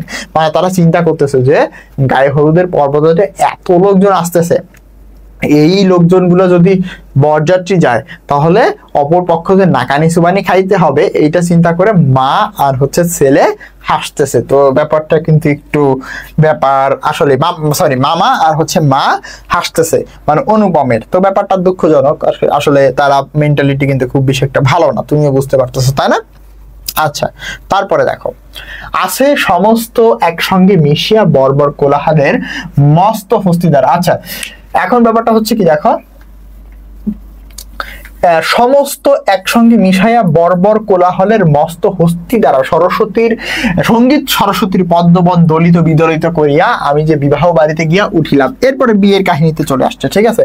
মানে বলতেছে সমস্ত, মানে যত সব যন্ত্রপাতি আছে সমস্ত বর্বর কোলাহল, মানে এটাকে তার বলা হচ্ছে বাজনা আর কি। বর্বর কোলাহল কি গুণগুলো, বাজনাপাতি। হ্যাঁ, মস্ত, মানে বাজনাপাতি এমন ভাবে গেল যেন মনে হচ্ছে যে এমন সাউন্ড করতে করতে অনেকগুলো লোক গেল, ঠিক যেন হাতি সঙ্গীতের যে দেবতার আসন, সঙ্গীতের দেবতা হচ্ছে তোমার সরস্বতী দেবতা না দেবী, তো এই ক্ষেত্রে হচ্ছে সঙ্গীতের দেবী, তার আসনটাকে ঠিক যেন পাড়ায় দোমরায় মুসরায় চলে যাচ্ছে। মানে মস্ত হস্তি দ্বারা, হ্যাঁ, পদ্মবন মানে সরস্বতী যেখানে বসে সেইটা দোলে বিদলিত করে এগিয়ে যাচ্ছে এবং গিয়ে বিয়ে বাড়িতে উঠলো। তার মানে এখানে মূলত ওই যে তার যে ভাইবটা, ওই সময়ের যে ভাইব, ওই সময়ের যে তোমার হচ্ছে ভাইব বা ওই সময়ের যে তোমার যে পরিবেশটা, যে বিশাল কনসার্ট বাজনা যত যা কিছু আছে সবকিছু নিয়ে ধুমধুম করে শব্দ হচ্ছে, ঠিক যেন গানের দেবতা হচ্ছে দেবী হচ্ছে সরস্বতী, তাহলে সেই সরস্বতী দেবী এর পদ্মবন যেন কাঁপতেছে। হ্যাঁ, মস্ত হস্তি, যেমন হস্তি বা হাতি যদি ওর উপর দিয়ে দলে মলে চলে যায় বা তোমার হচ্ছে ওর উপর দিয়ে পিষে চলে যায়, ঠিক যেমনটা হবে ওইরকম একটা ভাইব নিয়ে সে কোথায় গেল, বিয়ে বাড়িতে গেল। মানে বাজনা টাজনা নিয়ে গেছে, এটাকে একটু সুন্দর করে বলছে আর কি। আংটিতে হারতে জড়ি জহরতে আমার শরীর যেন একটা গহনার দোকানের নিলামে চড়িয়াছে বলিয়া বোধ হইল। ছেলেকে আংটি পরাইছে, হার পরাইছে, ঠিক আছে, মানে ছেলেদের যেগুলো হয়তো জড়ি জহরত, মানে তাকে তো জামাই সাজায় নিয়ে যাচ্ছে, বোঝো নাই? তো দেখে মনে হচ্ছে তার শরীরটা যেন একটা গহনার দোকান এবং সেই দোকান যেন নিলামে উঠছে, এরকম একটা ব্যাপার স্যাপার। হ্যাঁ, তাদের ভাবি জামাইয়ের মূল্য কত সেটা যেন কত পরিমাণে সর্বাঙ্গে স্পষ্ট করিয়া লিখিয়া ভাবি শ্বশুরের সঙ্গে মোকাবেলা করিতে চলিয়াছিলাম। একটু ভালো করে বোঝো, তাদের ভাবি মানে কি শুনবা, এখানে ভাবি মানে হচ্ছে হবু। হবু মানে কি সামনে হবে এরকম আর কি। হ্যাঁ, হবু, তাদের হবু জামাইয়ের মূল্য যে কত পরিমাণ, তাদের মানে তাদের গর্বটা একটু দেখানোর চেষ্টা করতেছে এবং সর্বাঙ্গে সেটা স্পষ্ট করিয়া ভাবি শ্বশুর মানে কি হবু শ্বশুরের সাথে একটা মানে অলিখিত প্রতিযোগিতা আর কি। হ্যাঁ, মোকাবেলা করিতে চলিয়াছিল আর কি, যে তারা নিজেদের যে একটু দামটা বাড়াবে, ব্যাপারটা এরকম আর কি। হ্যাঁ, তারপরে দেখো শ্বশুরের সঙ্গে মোকাবেলা করিতে চলিয়াছিল। আচ্ছা, মামা বিবাহ বাড়িতে ঢুকিয়া খুব বেশি একটা খুশি হইলেন না। কি কারণ? একে তো উঠানে বরযাত্রীদের জায়গা সংকুলান হওয়াই শক্ত। সংকুলান মানে একসাথে সবার জায়গাটা ধরায়, মানে সবগুলো মানুষকে ওইটুকু জায়গায় ধরাটা কঠিন। তারপরে বলতেছে তার উপরে সমস্ত আয়োজন হচ্ছে নিতান্ত মিডিওকর বা মধ্যম রকমের। ইহার পরে শম্ভুনাথ বাবুর ব্যবহারটাও খুব ঠান্ডা। মানে কি হয়, এই আসেন আসেন মশাই, আসেন আসেন বসেন, এই পানি আনো, এই চেঁচামেচি করে না। ধরো বিয়ায় যখন মানে ছেলের বাপ আর মেয়ের বাপ যখন মেয়ের বাপের বাড়িতে বিয়ে করতে গেলো, তো সেইটা কিন্তু ছিল না। মানে মেয়ের বাপের ব্যবহারটা একদম ঠান্ডা চুপচাপ, ঠিক আছে, গম্ভীর ব্যক্তি আর কি।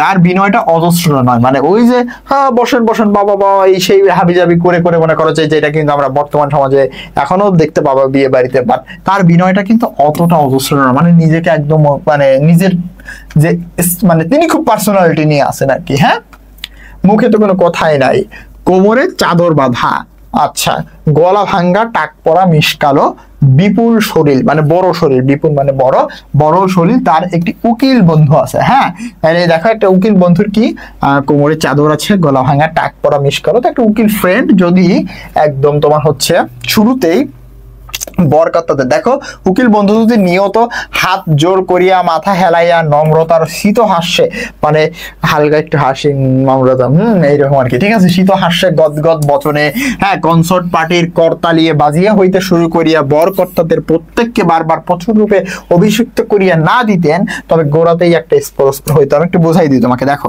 এখন ব্যাপারটা হচ্ছে তার যে মানে শ্বশুর, তার খুব বেশি ইগো তার আর কি। হ্যাঁ, ব্যাপারটা এরকম, কিন্তু সে হচ্ছে খুব বেশি বিনয় দেখায় নাই, কিন্তু তার একটা উকিল বন্ধু ছিল, তার বৈশিষ্ট্যগুলো হচ্ছে এইরকম। তারপরে কি দাঁড়াচ্ছে, যদি মানে প্রতিনিয়ত হাত জোর করে, মাথা হেলাইয়া, নম্রতা, হাসি দিয়ে, হ্যাঁ, গদগদ করে বিভিন্ন কথা বলে, একদম কনসার্ট পার্টির মানে তাদের যে বাদক যারা রয়েছে তাদের থেকে শুরু করে বরকর্তাদের প্রত্যেককে বারবার প্রচুর অভিষিক্ত, মানে কি ওয়েলকাম না করিয়ে দিতেন, তাহলে গোড়াতেই একটা স্পর হইতো, মানে বিয়েটা কিন্তু গোড়াতে ভেঙে যাইতে পারতো, এই আর কি। হ্যাঁ, আমি সভায় গিয়ে বসিবার কিছুক্ষণ পরেই, মানে সভা মানে বিয়ের আসরে গিয়ে বসিবার কিছুক্ষণ পরেই এই যে মামা শম্ভুনাথ সেনকে পাশের ঘর থেকে ডাকিয়া লইয়া গেলেন, মানে তার যে বেয়াইকে আর কি। হ্যাঁ, কি কথা হইল আমি জানি না, কিছুক্ষণ পরেই শম্ভুনাথ বাবু আমাকে আসিয়া বলিলেন, বাবাজি একবার এই দিকে আসতে হচ্ছে, মানে কি আপনি একটু এদিকে আসেন। ব্যাপারখানা এই, সকলের না হোক কিন্তু কোনো মানুষের জীবনের একটা কিছু লক্ষ্য থাকে। এখন মামার জীবনের একমাত্র লক্ষ্য ছিল তিনি কারো কাছে ঠকিবেন না। হ্যাঁ, তিনি কারো কাছে ঠকতে চান না। তারপরে দেখো তার ভয়, তার বেয়াই তাকে গয়নায় ফাঁকি দিয়ে দিতে পারেন, তিনি কোনো মতেই কারো কাছে ঠকতে চান না। তাহলে দেখো বিবাহ কার্য যদি শেষ হয়ে যায় তখন সেই ফাঁকির আর প্রতিকার চলে না, বা ওই ফাঁকি যদি দিয়ে ফেলে এটাকে তিনি কিন্তু আর ওভারকাম করতে পারবেন না। তো তিনি যখন দেখলো বাড়ি ভাড়া মানে ডেকোরেশন, সওগাত মানে যে জিনিসপত্র আর কি, তারপরে দেখো লোক বিদায়, খাবার দাবার, এগুলোতে যে রকম টানাটানির পরিচয় পাওয়া গিয়েছে, তাতে মামা ঠিক করেছিলেন যে দেনা পাওনা সম্পর্কে শুধুমাত্র লোকের মুখের কথার উপরে বিশ্বাস করলে চলবে না। হ্যাঁ, সব কিছু আসলে তিনি কি বাড়ির শ্যাকরা শুদ্ধ, শ্যাকরা মানে হচ্ছে যে তোমার হচ্ছে সোনার কাজকর্ম করে, সোনা ভালো চেনে, তো শ্যাকরাকে শুদ্ধ তিনি সঙ্গে নিয়ে আসছিল, মানে কি গহনা পরীক্ষা করাবে। তাহলে কতটা মানে নিচু মন মানসিকতা, কতটা লো মেন্টালিটি তোমরা বুঝতে পারতেছো। হ্যাঁ, পাশের ঘরে গিয়ে দেখলাম মামা এক তক্তপোষের উপরে এবং শ্যাকরা তার দাড়ি পাল্লায় কোষ্ঠী পাথর হচ্ছে এক ধরনের পাথর যেটা দিয়ে সোনা পরীক্ষা করে, খাঁটিত্ব পরীক্ষা করে। হ্যাঁ, খাঁটিত্ব বলতে কিছু হয় না, বাট সোনাগুলো বোনাফাইড কিনা এটা পরীক্ষা করে। হ্যাঁ, প্রভৃতি লইয়া মেঝেই বসিয়া আছে। শম্ভুনাথ বাবু আমাকে বললেন, তোমার মামা বলিতেছেন যে বিবাহ কাজ শুরু হবার আগেই তিনি কনের সমস্ত গহনা যাচাই করিয়া দেখিবেন, ইহাতে তুমি কি বলো, তোমার মতামতটা কি? আমি মাথা হেড করিয়া চুপ করিয়া রহিলাম। মামা বললেন, ও আবার কি বলিবে, আমি যা বলিব তাই হইবে, ওই আগেই তো, তাই না, তার কোনো পার্সোনালিটি নাই, তার কোনো ব্যক্তিত্ব নাই, মামা যা বলবে তাই হবে। আচ্ছা, শম্ভুনাথ বাবু আমার দিকে চাহিয়া কহিলেন, সেই কথা তবে ঠিক, উনি যা বলিবেন তাই হইবে, এ সম্পর্কে তোমার কিছুই বলার নাই, বা এ সম্বন্ধে তোমার কিছুই বলার নাই? আচ্ছা, আমি একটু ঘাড় নাড়ার ইঙ্গিতে জানাইলাম, এইসব কথায় আমার সম্পূর্ণ অনধিকার। কার সম্পূর্ণ অনধিকার? মানে যে অনুপম, এইসব ক্ষেত্রে তিনি কোনো হস্তক্ষেপ করতে পারবেন না। তারপরে শম্ভুনাথ সেন বলতেছে, আচ্ছা তবে বসো, মেয়ের গা হইতে সমস্ত গহনা খুলিয়া নিতেছি। এই বলিয়া তিনি উঠিলেন। মামা বলিবেন, অনুপম এখানে কি করিবে, ও সবাই গিয়ে বসুক। শম্ভুনাথ বলিলেন, না না সবাই নয়, এইখানেই বসিতে হইবে। কিছুক্ষণ পরে তিনি একখানা গামছায় সকল গহনা নিয়ে এসে তক্তপোষের উপরে মেলিয়া ধরিলেন, মানে যে পিড়ি বা এরকম একটা কাঠের তৈরি কিছুর উপরে সবগুলো মেলিয়া ধরিলেন। সমস্তই তার পিতামহীদের আমলের গহনা, মানে তার বংশানুক্রমে, তার মানে দাদা দাদি এদের আমলের। হ্যাঁ, হাল ফ্যাশনের সূক্ষ্ম কাজ নয়। হাল ফ্যাশনের সূক্ষ্ম কাজ মানে যে বর্তমান যুগের হালকা কাজ বা বিদেশি কাজগুলো নয়। যেমনি গহনাগুলো মোটা তেমনি হচ্ছে ভারী। শেখরা গহনা হাতে তুলিয়া লইয়া বলিল, এ আর কি দেখিব, এতে কোনো খাদ নাই এবং এমন সোনা এখনকার দিনে ব্যবহারই হয় না। এই বলিয়া সে মকর মুখ, মানে এটা হচ্ছে কুমিরের মতো দেখতে একখানা বালা একটু চাপ দিয়ে দেখাইলো যে সেগুলো হচ্ছে বেঁকে যায়, মানে কি যে এগুলো হচ্ছে খুব খাঁটি গহনা। তারপরে মামা তখন নোট বইয়ে গহনাগুলো ফর্দ মানে তালিকা করে নিচ্ছে, যে সবকিছু দেখতেছে। তিনি পাশে আবার তার ভিতরে ভয় হচ্ছে যে তার কোনো গহনা কি কম পড়ে কিনা। হিসাব করে দেখলেন গহনা যে পরিমাণে দিবার কথা এগুলোর সংখ্যায় কিংবা দানে তার থেকে অনেক বেশি। গহনাগুলোর ভিতরে একজোড়া ইয়াররিং মানে কি কানের দুল। হ্যাঁ, কানের দুল। তো কানের দুল ছিল। শম্ভুনাথ সেইটা শেখরার হাতে দিয়ে বলল, এইটা একবার পরখ করিয়া দেখো। শেখরা কইল, ইহা বিলেতি মাল, মানে এটা হচ্ছে ইংল্যান্ডের মানে বিদেশি মাল আর কি। তো ইহাতে সোনার ভাগ সামান্যই আছে। শম্ভুনাথ বাবু এটা তুলে দিল আর কি। হ্যাঁ, মানে ওই যে মেয়ের বাপ একটা ইয়ারিং বললো, এটা একটু পরীক্ষা করো। তখন ওই শেখরা বললো, এইটা তো বিলেতি মাল, এদের মধ্যে সোনা টোনা খুব কমই আছে। শম্ভুনাথ বাবু ইয়াররিং যারা মামার হাতে দিয়ে বললেন, এটা আপনারাই রেখে দিন। মামা সেটা হাতে নিয়ে দেখলো, এই ইয়াররিং দিয়েই তো তারা কন্যাকে আশীর্বাদ করিয়াছিল। হ্যাঁ, মামার মুখ লাল হয়ে উঠলো। কিসে লাল হয়ে উঠলো? এই যে লজ্জায়। মামার মুখ লাল হয়ে উঠলো। কিসে? লজ্জায়। মানে তিনি একে তো মনে করছিল যে মেয়ের বাপ দিতে পারবে না ওগুলা, তিনি একটু ওখানে বিশাল কাহিনী টাহিনী করবেন। হ্যাঁ, আরে আপনি কি বললেন, দিচ্ছেন না, এরকম একটা। কিন্তু হলো উল্টা। সোনা দামে মানে তোমার তারপরে পরিমাণে অনেকটা বেশি ছিল, এবং তারা যেইটা দিয়ে আশীর্বাদ করছিল, তারা মেয়েটাকে যেটা দিয়েছিল সেইটাই আসলে খাদ্যযুক্ত সোনা, সেইটার মানই আসলে কম। তো মামা তো লজ্জা পাইছে এবং শম্ভুনাথ বলতেছে, এটা আপনারা নিয়ে যান। মানে বিয়ে ভাঙার একটা কাহিনী কিন্তু হচ্ছে, দেখছো। তারপরে দেখো, দরিদ্র তাকে ঠকাইতে চাহিবে কিন্তু তিনি ঠকিবেন না, এই আনন্দ সম্ভব হইতে তিনি বঞ্চিত হইলেন। মানে ওই যে তিনি যে ওখানে মাতব্বরি করবেন সেই আনন্দ কিন্তু তিনি আর পান নাই, তিনি কিন্তু সেটা থেকে বঞ্চিত হলেন। এবং তার উপরে কিছু উপরি পাওনা জুটিল। মানে কি, একে তো খাড়ার উপরে মরার ঘা আর কি। মানে একে তো তিনি ওইটা পাইলেন না, তারপরে নিজে যেটা দিছিল ওইটাতে খাঁটি না, ওইটাও প্রমাণিত হইলো। তার মানে কি, মরার উপরে খাড়ার ঘা আর কি। হ্যাঁ, আচ্ছা, উপরি পাওনাটা বুঝতে পারতেছো যে এই যে ইয়াররিং এর কাহিনীটা হচ্ছে উপরি পাওনা। অত্যন্ত মুখ ভার করিয়া তিনি বলিলেন, অনুপম যাও, তুমি এখন সবাই গিয়ে বসো। মানে তিনি মুখ ভার করে বলছে। হ্যাঁ, মানে বুঝছেন তো সবাই আর কি, যে খুবই দুঃখজনক একটা ব্যাপার তার জন্য আর কি। আরে আমি এখানে একটু মাতব্বরি করবো, সেটা তো পারলো না, প্লাস হচ্ছে লজ্জার একটা কাহিনী তো ঘটেই গেছে, তাই না? এবার দেখো, শম্ভুনাথ বাবু বলিলেন, না এখন সবাই বসিতে হইবে না, চলুন আগে আপনাদেরকে খাওয়াইয়া দিই। তো মামা বলিলেন, সে কি কথা, লগ্ন মানে বিয়ের লগ্ন। শম্ভুনাথ বাবু বলিলেন, সেইটার জন্য আপনি ভাববেন না, এখন উঠুন। মানে শ্বশুর মশাই বলতেছে আর কি অনুপমের। লোকটি নেহাতে ভালো মানুষ ধরনের, কিন্তু ভেতরে একটু জোর আছে বলিয়া বোধ হইল। মানে এতকাল তারা ভাবছিল একদম সাদাসিধে চুপচাপ কথাই বলে না, কিন্তু এখন তিনি মনে হলো এই ভিতরে একটু জোর আছে।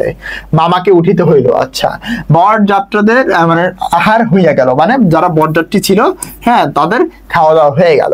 আয়োজনে খুব বেশি একটা আড়ম্বর ছিল না, কিন্তু রান্নাটা ভালো ছিল এবং সবকিছু পরিষ্কার পরিচ্ছন্ন ছিল, এর জন্য সবাই তৃপ্তি করে খাইলো বা সবারই তৃপ্তি হইলো। বরযাত্রীদের খাওয়া শেষ হইলে শম্ভুনাথ বাবু আমাকে খাইতে বলিলেন। কাকে? এই যে জামাইকে। তো মামা বললেন, সে কি কথা, বিবাহের পূর্বে খাইবে কেমন করিয়া? মানে এই দেখো, হিন্দুদের বিয়েতে কিন্তু একটা কঠিন প্যারা। মনে করো এই যে ছেলে মেয়ে উভয় কিন্তু না খেয়ে বিয়ে শাদী করে একদম শেষ পর্যায়ে খায়, কি একটা ব্যাপার স্যাপার। সবাই খাবার দাবার মনে করে একদম কবজি ডুবায় খায়, হ্যাঁ, কিন্তু ছেলে মেয়েকে না খেয়ে থাকতে হয়। এ সম্বন্ধে মামার কোনো মত প্রকাশকে তিনি সম্পূর্ণ উপেক্ষা করিয়া আমাদেরকে চাহিয়া বলিলেন, তুমি কি বলো, বসিয়া যাইতে দোষ কিছু আছে? মানে ওই যে শম্ভুনাথ বাবু এখন অনুপমের দিকে তাকায় বলতে, বসে যাইতে কি কোনো দোষ আছে? মূর্তিমতী মাতৃ আজ্ঞা স্বরূপে মামা উপস্থিত। তার বিরুদ্ধে চলা আমার পক্ষে অসম্ভব। মানে তিনি হ্যাঁ না কিছু বলতেছেন আর কি, মানে মাতৃ আজ্ঞার মতো, মানে মায়ের আদেশের মতো এখানে ঠিক যেন মামা উপস্থিত হয়ে গেল। মূর্তিমতি মানে মূর্তিমতি মায়ের আদর্শ, মানে একদম ডিরেক্টলি সে একদম ফিক্সড একটা জায়গা যেখান থেকে আর সরা যাবে না বা আর কিছু বলা যাবে না, এমন একটা অবস্থা তৈরি হলো। আমি আহারে বসিতে পারিলাম না, মানে সে আর খাইতে বসে নাই। তখন শম্ভুনাথ বাবু মামাকে বললেন, আপনাদেরকে অনেক কষ্ট দিয়েছি, আচ্ছা আপনাদেরকে অনেক কষ্ট দিয়েছি, আমি ধনী নই বা আমরা ধনী নই, আপনাদের যোগ্য আয়োজনও করতে পারি নাই, আমাদেরকে ক্ষমা করবেন। রাত হইয়া গেছে আর আপনাদের কষ্ট না বাড়াই, এটা বলতেছে আর কি, রাত হয়ে গেছে আপনাদের আর কষ্ট বাড়াইতে ইচ্ছা করি না। এখন তবে মামা বলিলেন, তো সবাই গিয়ে বসুন, আমরা তো প্রস্তুত আছি। তো শম্ভুনাথ বলিলেন, তবে আপনাদেরকে গাড়ি বলে দিই। মানে কি, তো আপনাদেরকে গাড়ি ডেকে দিয়ে আপনারা চলে যান, মানে মেয়ে দেবে না। মানে তাদের সাথে যে ব্যবহারটা করেছে এই হচ্ছে মামা বা মেয়ে ছেলে পক্ষ, যে তাদেরকে ছোট করে দেখার চেষ্টা করেছে, এর দৃঢ় প্রতিবাদ কিন্তু তোমরা এই অংশে দেখতে পাচ্ছ। গাড়ি বলে দিতে চাইছে, মানে কি, যে তাদেরকে বিদায় করে দিতে চাচ্ছে, তাদের সাথে আর বিবাহের কাজটা কন্টিনিউ করবে না। মামা আশ্চর্য হইয়া বলিলেন, ঠাট্টা করিতেছেন নাকি? তখন শম্ভুনাথ বলতেছে যে ঠাট্টা তো আপনিই করিয়া সারিয়েছেন। এই ঠাট্টা কোন ঠাট্টা? এইটা প্রশ্নে ঢাকা বিশ্ববিদ্যালয় আসবে, অনুধাবন প্রশ্নে ব্যাখ্যা করতে আসবে। তো ঠাট্টা তো আপনিই করিয়া সারিয়েছেন, ঠাট্টার সম্পর্কটাকে স্থায়ী করিবার ইচ্ছা আমার নাই। তার মানে কি, তিনি বলতেছে আমি তোমাকে বিয়ে দিব না তোমার যে ভাগ্নের সাথে বা অনুপমের সাথে। মামা দুই চোখ এত বড় করিয়া মেলিয়া অবাক হইয়া রহিলেন। শম্ভুনাথ কহিলেন, আচ্ছা অবাক কেন হইলেন বলো তো? তৎকালীন সময় মেয়েরা সবসময় সাপ্রেসড ছিল বা মেয়ে পক্ষ সবসময় মানে একটা সংকুচিত অবস্থায় ছিল, কিন্তু এই তৎকালীন সমাজের প্রেক্ষাপটে এমন একটা ঘটনা খুবই বিরল এবং খুবই স্ট্রংলি হচ্ছে তোমার নতুন কিছু, নতুন দিন আসতেছে। হ্যাঁ, লিবারালিজমের দিন আসতেছে সামনে, আরো বেশি মানে যে তোমার সংকোচন বা দেখা যাচ্ছে যে আরো বেশি কনজারভেটিভ এইটা থেকে বেরি হয়ে আসতেছে। এরই কিন্তু একটা দিক নির্দেশনা বা এরই হচ্ছে একটা আভাস, বোঝা গেছে যে মেয়েরাও কিন্তু তাদের জায়গা থেকে তারা কিন্তু নিজেদের সম্মানটাকে বেশি গুরুত্ব দিয়েছেন, আত্মসম্মানটাকে। হ্যাঁ, তারপরে দেখো বলতেছে যে শম্ভুনাথ বললেন, আমার কন্যার গহনা আমি চুরি করিব, এই কথা যারা মনে করিতে পারেন তাদের হাতে আমি কন্যা দিতে পারি না। আমাকে একটি কথাও বলার তিনি আবশ্যক বোধ করলেন না, কারণ প্রমাণ হয়ে গেছে আমি কেউই নই। মানে এদের ছেলের কথা বলতেছে, অনুপম কেউই না। হ্যাঁ, তারপরে যা হইল সে আমি বলিতে ইচ্ছা করি না, মানে তার আর ইচ্ছা হচ্ছে না, বাট তারপরেও বলতেছে যে ঝাড় লণ্ঠন মানে ঝাড়বাতি আর কি, বিয়ের সময় যেগুলো লাগায়, ভাঙিয়া চুরিয়া জিনিসপত্র লন্ডভন্ড করিয়া বরযাত্রীর দল দক্ষযোগ্য মানে একদম ধ্বংস আর কি, সবকিছু এলোমেলো করে ফেলা আর কি, ঠিক আছে। দক্ষযজ্ঞের পালা সারিয়া বাহির হয়ে গেল। তাহলে এখন ব্যাপারটা কি দাঁড়াচ্ছে, দক্ষযজ্ঞ মানে ভাঙচুর করলো আর কি, ওই যে তোমার বরযজ্ঞ মানে বরযাত্রীরা আর কি। হ্যাঁ, ওকে। তারপরে দেখি এইবার বাড়ি ফিরিবার সময় কি কাহিনী হইলো। বাড়ি ফিরিবার সময় ব্যান্ড রসনচকি কনসার্ট একসঙ্গে বাজিল না। রসনচকি ওরকম যে ঢোল কাশি আর কিছু বাদ্যযন্ত্র বাঁশি টাশি মিলে একসঙ্গে বাজে আর কি, রসনচকি। হ্যাঁ, ব্যান্ড কনসার্ট এগুলো তো বুঝো, মানে বিয়ের সময় যে বাজনা ওগুলোর কথা বলতেছে। এবং অভ্রের ঝাড়গুলো আকাশের তারার উপরে আপনার কর্তব্যের বরাত দিয়ে, এখানে একটু বুঝতে হবে। দেখো অভ্রের ঝাড়গুলো মানে কি, দেখো যে ঝাড়বাতি গুলো মিকা, অভ্র হচ্ছে মিকা, যেগুলো দিয়ে আসলে মানে আলো জ্বালানো যায়। তো সেই ঝাড়গুলা কি হচ্ছে, তাদের যে দায়িত্বগুলো সেগুলো হচ্ছে তারার উপরে দিয়ে দিছে, লাইটের দায়িত্ব সেটা তারার উপরে দিয়ে আপনার কর্তব্যের বরাত দিয়ে কোথায় যে মহানির্বাণ লাভ করলো। মহানির্বাণ মানে হারিয়ে গেল, একদম মিশে গেল। হ্যাঁ, তো হারিয়ে গেল, মহানির্বাণ লাভ করলো, সেইটার সন্ধান পাওয়া গেল না। তার মানে তাদের বিয়েটা ভেঙে গেছে, কিন্তু বিয়েটা দুঃখজনক ভাবে খুবই, তখন আর ব্যান্ড ট্যান্ড বাজতেছে না, আনন্দ নেই। তো ওই যে ঝাড়বাতি গুলো যেগুলো জ্বলতেছিল সেইগুলার যে আলোর ঝলকারি, সেই দায়িত্ব তারা বাদ দিয়ে দিছে। হ্যাঁ, ঝাড়বাতি আর জ্বালাইলো না। তখন কি হলো, ওই যে আকাশের ক্ষুদ্র নিমিলিত একটু আলো, সেই আলোটুকুর উপরে তারা ভর করে কি হচ্ছে চিন্তা করতেছে যে সামনে কি হবে আর কি। হ্যাঁ, এই আর কি। তারপরে দেখো বাড়ির সকলে তো রাগি আগুন, কন্যার পিতার এত গুমর মানে হ্যাডাম আর কি। হ্যাঁ, কলিজে চার পোড়া হয়ে আসিল, এইটার একটু ব্যাখ্যাটা বলি। দেখো মানে হিন্দু ধর্ম মতে বলা হয় সত্য যুগ, দাপর যুগ, ত্রেতা যুগ এবং সর্বশেষ হচ্ছে কলিযুগ। মানে চারটা যুগে ভাগ করা হয়েছে, যেই সময় অন্যায় অত্যাচার অনেক বেড়ে যাবে এবং পৃথিবী ধ্বংস হয়ে যাবে। হ্যাঁ, তো সেই যুগ হচ্ছে কলিযুগ। তো বলতেছে যে অন্যায় অত্যাচার বেড়ে গেল, কলিজে চার পোয়া হয়ে আসিল। মানে কি চার পোয়া মানে কি? এক পোয়া মানে কিন্তু তোমার চার না, তাহলে চার পোয়া মানে কি প্রায় শেষের দিকে চলে আসছে। এটা বলতেছে যে পৃথিবী তো ধ্বংস হয়ে যাবে সামনে, এরকম আর কি। সকলে বলিল দেখি মেয়ের বিয়ে দেন কেমন করিয়া, কিন্তু মেয়ের বিয়ে হইবে না, এ ভয় যার মনে নাই, তার শাস্তির উপায় কি? দেখো এখানে কিন্তু তিনি কবে লিখছেন? রবীন্দ্রনাথ তো মারাই গেছে তোমার তখন তো বাংলাদেশ স্বাধীনই হয় নাই। তাহলে দেখো নেই তার শাস্তির উপায় কি? সমস্ত বাংলাদেশের মধ্যে আমি একমাত্র পুরুষ যাহাকে কন্যার বাপ বিবাহের আসর হইতে নিজে ফিরাইয়া দিয়েছে। কি একটা কাহিনী, তাই না? যে কন্যার বাপ নিজে তাকে ফিরাইয়া দিয়েছে। এত বড় সৎপাত্রের কপালে এত বড় কলঙ্কের দাগ, এই যে তাকে ফিরাইয়া দিলে এটাকে বলতেছে কলঙ্ক। কলঙ্কের দাগ কোন নষ্ট গ্রহ, মানে ওই যে গ্রহ নক্ষত্র দ্বারা জ্যোতিষী যে বিজ্ঞান, তো কোন নষ্ট গ্রহ এত আলো জ্বালাইয়া বাজনা বাজাইয়া সমারোহ করিয়া আঁকিয়া দিল? মানে বলতেছে যে তোমার বৃহস্পতি খারাপ, তুমি একটু এই আংটি নাও, এরকম শুনছো না? তো বলতেছে ওই রকম যে এত একটা ভালো ছেলে, তার ভিতরে কোন গ্রহের এরকম একটু তার মন খারাপ হইলো যে তার ভাগ্যে এরকম একটা কলঙ্ক দিয়ে দিল। বরযাত্রীরা এই বলিয়া কপাল চাপড়াইতে লাগলো যে বিবাহ হইল না, অথচ আমাদেরকে ফাঁকি দিয়া খাওয়াইয়া দিল। পাক যন্ত্রটাকে মানে পাকস্থলীটাকে সমস্ত অন্ন শুদ্ধ সেইখানে টান মারিয়া ফেলিয়া দিয়ে আসিতে পারিলে তবে আফসোস মিটিত। বিবাহের চুক্তি ভঙ্গ এবং মানহানির দাবিতে নালিশ করিব, মানে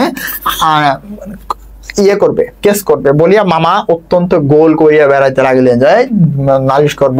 হিতৈষীরা মানে কি? যারা ভালো চায়, যারা মামার ভালো চায় তারা তাকে বুঝাই দিল, তাহলে তামাশার যতটুকু বাকি আছে সেইটুকু আসলে পুরা হইবে। কারণ আইনের কাছে গেলে তো যৌতুক বুঝতেই পারতেছো। হ্যাঁ, তারপরে দেখো বলা বাহুল্য আমি খুবই রাগিয়াছিলাম। এখন অনুপম নিজের কথা বলতেছে যে নায়কের নিজের অবস্থাটা কি, তিনি রাগিয়ে গিয়েছিল।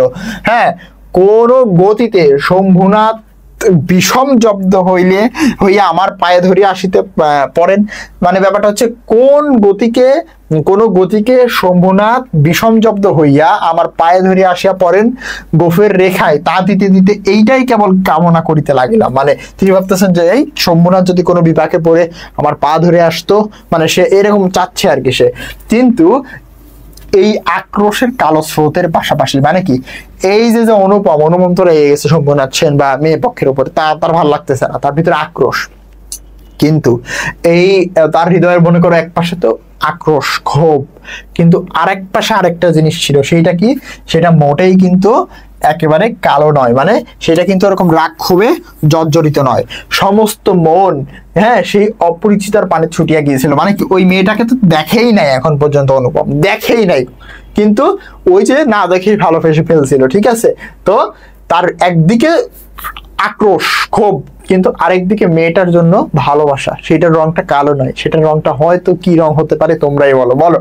আচ্ছা, হয়তো ওই যে লাভের রংটা কিরকম, লালও বলা যাবে না, ঠিক আছে, যাই হোক এইরকম একটা, যাই একটু মজা করলাম। তারপর দেখো এখনো যে তাহার কিছুতেই টানিয়া ফিরাইতে পারি না, মানে ওই যে মেয়েটাকে না দেখেই ভালোবেসে ফেলেছে, মনটা অপরিচিতার পানে ছুটিয়া গিয়েছিল।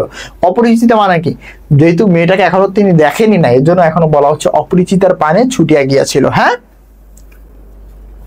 তারপরে বলতেছে দেয়ালটুকুর আড়ালেই রয়ে গেল। তার মানে কি দেয়ালের আড়ালেই মেয়েটা রয়ে গেল, তার সাথে আর মেয়েটা দেখাই হলো না, বিয়ে হয়ে যাচ্ছিল আর তার হৃদয়তে তৃষার্ত, বোঝো তো। আচ্ছা, কপালে তার চন্দনাকা, এবার সে কল্পনা করতেছে যে মেয়েটা দেখতে কেমন হবে। কপালে তার চন্দনাকা, গায়ে তার লাল শাড়ি, মুখে তার লজ্জার রক্তিমা, হৃদয়ের ভিতরে কি যে কেমন করিয়া বলিব। আমার কল্পলোকের কল্পলতারই বসন্তের সমস্ত ফুলের ভার যেন আমাকে নিবেদন করিয়া দেওয়ার জন্য নত হইয়া পড়িয়াছিল। ব্যাপারটা কি আমি তোমাকে বোঝাই, একটু খেয়াল করো। তিনি বলতে যাচ্ছে যে তার কপালে হয়তো চন্দন আঁকা, গায়ে হয়তো লাল শাড়ি, মুখে তার লজ্জার রক্তিমা, মানে এগুলো মেয়েটা কেমন হতে পারতো এই বিষয়ে তিনি কল্পনা করতেছেন। হৃদয়ের ভিতরে যে কি আছে সেটা কেমন করে বলবে। তার কল্পলোকের কল্পলতাটি, মানে তার কল্পনা জগৎটা সমস্ত বসন্তে যে ফুল, সব ফুল আমাকে দিয়ে দিল এবং সেই ফুলের ভাতটা আমাকে দিয়ে বলল তুমি হচ্ছে কি নিবেদন করিয়া দেওয়ার জন্য নত হইয়া পড়িয়াছিল, মানে তুমি এই ফুলগুলো নিয়ে তুমি সুন্দর করে তার রূপ কল্পনা করো। কল্পলতার মানে কল্পলোক, তার কল্পনার যে জগৎ, সেই কল্পনার জগৎ বসন্তের সব ফুলের ভার তার উপর দিয়ে দিল। মানে কি, ঠিক যেন এই সব ফুল নিয়ে তিনি কল্পনা করবেন যে মেয়েটা আসলে কত সুন্দর ছিল। ঠিক আছে, তারপরে কি দাঁড়াচ্ছে, হাওয়া আসে গন্ধ পাই, পাতার শব্দ শুনি, কেবল আরেকটি মাত্র পা ফেলার অপেক্ষা। এমন সময়ে যেই এক পদক্ষেপের যে দূরত্ব, মানে আর এক পা ফেললেই বিয়েটা হয়ে যাইতো, এক মুহূর্তে সেই পদক্ষেপের যে দূরত্ব সেটা অসীম হয়ে গেল। তার মানে ওই মেয়েটা এত সুন্দর, তিনি কল্পনা করে নিচ্ছে এবং না দেখেই ভালোবেসে ফেলছেন। তো সেই মেয়েটার সাথে আরেকটা পদক্ষেপ আগালেই কিন্তু বিয়েটা হয়ে যাচ্ছিল, বাট মুহূর্তে কি হয়ে গেল, সেই দূরত্বটা অসীম হয়ে গেল। বোঝা গেছে? তারপরের অংশটা আমরা দেখি, চলো।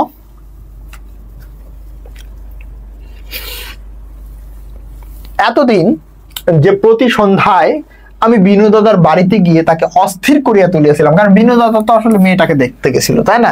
মেয়েটাকে তো এখনো স্টিল অনুপম দেখে নাই, তাইলে তাকে অস্থির করিয়া তুলেছিলাম। বিনু দাদার বর্ণনার ভাষা অত্যন্ত সংকীর্ণ বলিয়াই তার প্রত্যেকটা কথা স্ফুলিঙ্গের মতো আমার মনের মাঝখানে আগুন জ্বালাই দিয়েছিল। তার মানে বিনু দাদা সহজে সংকুচিত, মানে তার হৃদয়টা অত প্রসারিত না, প্রশংসা সহজে করে না, ঠিক আছে? কিন্তু তিনি যে কথাগুলো বলছে সেগুলা এই যে অনুপমের হৃদয়ের ভিতরে স্ফুলিঙ্গের মতো হয়ে উঠেছিল। হ্যাঁ, আমার মনের মাঝখানে আগুন জ্বালিয়ে দিয়েছিল।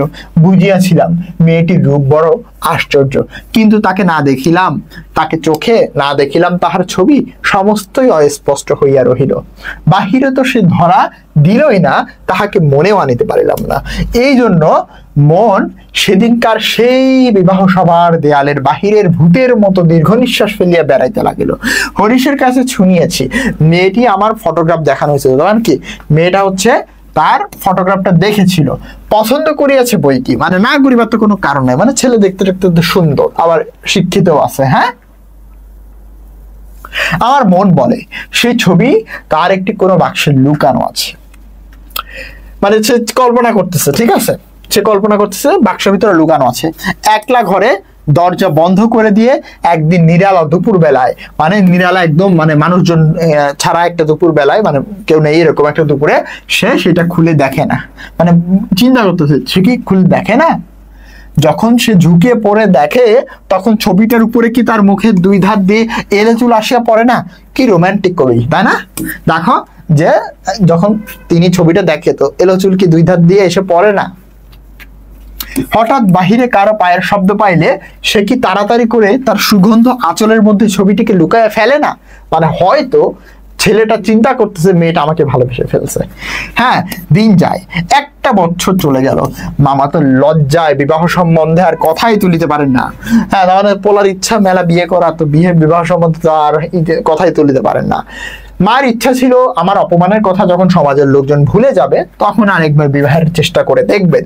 এদিকে আমি শুনলাম যে মেয়ের নাকি অনেক ভালো পাত্র জুটেছিল, কিন্তু সে পণ করেছে বিবাহ করবে না। এইটা শুনে যে কি মেয়ে বিয়ে করবে না অন্যদেরকে? আচ্ছা, কেন? দেখো, তখন তার মন আনন্দের পুলকের আবেশে ভরিয়া গেল, মানে খুব খুশি হয়ে গেল। সে কল্পনা করছে যে তার জন্য মনে হয় করবে না বিয়ে, কিন্তু কাহিনী ভিন্ন, পরে বুঝতে হলে শেষ পর্যন্ত দেখতে হবে। আমি কল্পনায় দেখিতে লাগিলাম সে ভালো করে খায় না, সন্ধ্যা হয়ে আসে, সে চুল বাঁধতে ভুলে যায়, তার বাপ তার মুখের পানে চায় আর ভাবেন আমার মেয়ে দিন দিন এমন হয়ে যাইতেছে কেন? হঠাৎ কোনোদিন তার ঘরে আসিয়া দেখেন মেয়ের দুই চোখে জল ভরা, মানে ওই যে বিয়ে, মানে ওই যে সে চিন্তা করতেছে হয়তো ছেলেটার ছবি দেখে সে প্রেমে পড়েছে। তো এগুলো শুধুমাত্রই অনুপমের কল্পনা। হ্যাঁ, জিজ্ঞেস করেন, মা তোর কি হইয়াছে আমাকে বল। মেয়ে তাড়াতাড়ি করে চোখের জল মুছে বলে, কই কিছু হয়নি বাবা, বাপের এক মেয়ে যে বড় আদরের মেয়ে। যখন অনাবৃষ্টির দিনে ফুলের কুড়িটির মতো মেয়েটি একেবারে বিমর্ষ হইয়া পড়িয়াছে, মানে ঠিক যেন একটা ফুল, সেই ফুলটা হচ্ছে একদম অনাবৃষ্টির দিনে বিমর্ষ হয়ে পড়েছে, মানে একদম, মানে একটা ফুল যদি শুকায় যায় কেমন হয় বৃষ্টি না পেয়ে, বুঝতে পারতেছো তো। তখন তো আর বাপের প্রাণে সহিল না, তখন অভিমান ভাসাইয়া দিয়া তিনি ছুটি আসিলেন আমাদের দ্বারে। তারপরে মনের মধ্যে সেই যে কালো রঙের ধারাটা বহিতেছে, সেই কালো রঙের সাপের মতো রূপ ফোঁস করে উঠিল। মানে সে তখন মনের ভিতরে একটা কালো রং ছিল, কালো রংটা কি, এই যে আক্রোশটা আবার ফোঁস করে উঠলো। হ্যাঁ, যে বিয়েটা দিছিল, যে আমি তখন একটু ভাবসাব দেখাবো, যে বিয়েটা দিছিল না, এখন আমি একটু, মানে তার ভিতরে কিন্তু প্রতিশোধ পরায়ণতার যে জায়গাটা সেটা কিন্তু ছিলই। তো তারপরে আসলে কি হলো দেখো, তিনি এখানে বলতেছেন যে সে বলিল, বেশ তো, আরেকবার বিবাহের আসর সাজানো হোক, আরেকবার আলো জ্বলুক, দেশে বিদেশের সকল লোকের নিমন্ত্রণ হোক, তারপরে তুমি বরের টোপর পরে পায়ে দলিয়া দল বল লইয়া সভা ছাড়িয়া উঠিয়া চলে এসো। তার মানে কি, তখন সবকিছু পায়ে দোলে টোলে তিনি চলে আসবেন। তার মানে কি, তার হৃদয়কে দুইটা অংশ ছিল, একটা আক্রোশ আর একটা হচ্ছে ওই মেয়েটার প্রতি একটু দুর্বলতা। দুইটা দিক কিন্তু আমরা দেখতে পাচ্ছি। কিন্তু যে ধারাটি চোখের জলের মতো শুভ্র, সে রাজহংসের রূপ ধরিয়া বলিল। তাহলে কি, তখন তার ভিতরে যে অংশটা ভালো রূপ, মানে ওই মেয়েটার প্রতি ভালোবাসার দিক, সেইটা তখন রাজহংসের মতো রূপ ধরিয়া বলিল, যেমন করে আমি একদিন দময়ন্তীর পুষ্পবনে গিয়েছিলাম, তেমন করিয়েই আমাকে আরেকবার উড়িয়া যাইতে দাও। তো এখন ব্যাপারটা হচ্ছে উড়িয়ে যাওয়ার ব্যাপার কি, দময়ন্তী এবং হচ্ছে নল একটা প্রেম কাহিনী। তো এই দময়ন্তী আর নলের হচ্ছে একটা বাগানে আর কি প্রেম হয়, মানে দেখে আর কি, দময়ন্তী দেখে এবং দময়ন্তী প্রেমে পড়ে। তো সেখানে একটা কাহিনী ছিল, মধুর কাহিনী। তো সেক্ষেত্রে ওই যে রাজহংসের একটা কাহিনী ছিল, যাই হোক। তো এখানে ওই রকমই, এখানে দময়ন্তী বলতে আসলে তোমাকে বোঝানো হচ্ছে যে ওই যে মেয়েটা কল্যাণীর পুষ্পবন হচ্ছে ওই বিবাহের আসর। তো সেখানে যেমন করে গিয়েছিল, ঠিক একইভাবে আরেকবার উড়ে যাইতে দাও। আমি বিরোহিণীর কানে কানে একবার সুখের খবরটা দিয়ে আসি গে। তারপরে দুঃখের রাত পোহাইলো, নববর্ষার জল পড়িল, ম্লান মুখটি তুলিল। তাহলে কি, নতুন বর্ষা জল পড়তেছে, মানে ওই যে ফুলটা আবার তাজা হয়ে উঠবে, যে ম্লান মুখে, মানে ম্লান ফুলটি মুখ তুলিল। তারপরে কি, এইবার সেই দেয়ালটার বাহিরে রহিল সমস্ত পৃথিবীর আর সবাই, আর ভেতরে প্রবেশ করিল একটি মাত্র মানুষ। সেই মানুষটাকে ওই যে তোমার কল্যাণী আর কি, নায়িকা। হ্যাঁ, তারপরে আমার কথাটা ফুরালো, মানে আর কিছু বলবো না, সেই পর্যন্তই। মানে সেটা তার কল্পনা, যে একদিকে তার ভিতরে আক্রোশ আছে, তারপরে ওই মেয়েটার প্রতি যে কিছুটা তার ফিলিংস আছে, ওই বিষয়টি তিনি বলতে চাচ্ছেন। কিন্তু কথা এমন করিয়া ফুরাইল না, যেখানে আসিয়া তাহা অফুরান হইয়াছে, সেখানকার বিবরণ একটুখানি বলিয়া আমার এই লেখা শেষ করিয়া দিই। মানে যেখানে এসে এই কাহিনীটা অফুরান হয়েছে, মানে এই কাহিনীটা আরো বেশি ইন্টারেস্টিং হয়ে উঠছে। তো সেইটা চলো কেমন কি একটু দেখি। মাকে লয়ে তীর্থে চলিতেছিলাম, মানে সে তীর্থে যাচ্ছিল, আমার উপরেই ভার ছিল, মানে আমার উপরে সকল দায়িত্ব ছিল। কারণ মামা এবারেও হাবড়ার পুল পার হন নাই, রেলগাড়িতে ঘুমাইতেছিলাম, মানে ওই যে মাকে নিয়ে তীর্থে ভ্রমণে বের হয়েছে। ঝাঁকানি খাইতে খাইতে মাথার মধ্যে নানা প্রকারের এলোমেলো স্বপ্নের ঝুমঝুমি বাজিতেছিল। হঠাৎ কোনো একটা স্টেশনে জাগিয়ে উঠলাম। আচ্ছা, ট্রেনে যাচ্ছে তীর্থের দিকে, আলো অন্ধকার মেশা, সেও এক স্বপ্ন। কেবল আকাশের তারাগুলোই হচ্ছে শুধু চিরপরিচিত। তার মানে সে একটা স্টেশনে ঘুম ভাঙলো, এলোমেলো স্বপ্ন তো দেখতেছিল, ঝুমঝুমি খেলতেছিল, বাট এরপরে যখন সে জাগলো, সে দেখলো সবকিছু অচেনা। হ্যাঁ, সবগুলা হচ্ছে অচেনা, এবং শুধুমাত্র সে আকাশের তারাগুলাই একটু চেনে, আর সবই তার কাছে অস্পষ্ট লাগে, এবং সেটাও একটা স্বপ্নের মতো তার কাছে মনে হয়। স্টেশনের দ্বীপ কয়টা খাড়া হইয়া দাঁড়াইয়া আলো ধরিয়া এই পৃথিবীটা যে কত অচেনা এবং চারিদিকে তাহা কতই বহুদূরে তাই দেখাই দিতেছে। মানে তিনি স্টেশনের যে দ্বীপ, মানে ওই যে ল্যাম্পপোস্ট গুলোর কথা বলতেছে, যে ওইগুলা দাঁড়াইয়া একটুখানি অন্ধকার এলাকার মধ্যে হালকা একটু দেখাচ্ছে যে পৃথিবীটা যে কত অচেনা, ওইটাই যেন তাকে দেখাই দিতেছে। হালকা একটু অংশ দেখতেছে, সবকিছু তার কাছে অচেনা লাগতেছে। তো ওই ল্যাম্পপোস্টের মতো যে লাইট, ওই লাইট গুলা কি করতেছে, তাকে কিছুটা দেখাচ্ছে যে এই দেখো পৃথিবী কত অচেনা। হ্যাঁ, এবং চারিদিকে তাহা কেবল বহুদূর দেখায় দিতেছে। কোনগুলা? এই যে দীপগুলা, মানে ওই ল্যাম্পপোস্টের লাইটগুলা। তারপরে দেখো গাড়ির মধ্যে মা ঘুমাইতেছেন, আলোর নিচে সবুজ পর্দা টানা, তোরঙ্গ বাক্স জিনিসপত্র সমস্তই কে কার ঘাড়ে এলোমেলো হইয়া রহিয়াছে। মানে যে বাক্স টাক্স সবকিছু একে অপরের ঘাড়ের উপরে রয়েছে, মানে অনেক ভিড়, এটাকে বোঝানোর চেষ্টা করতেছে।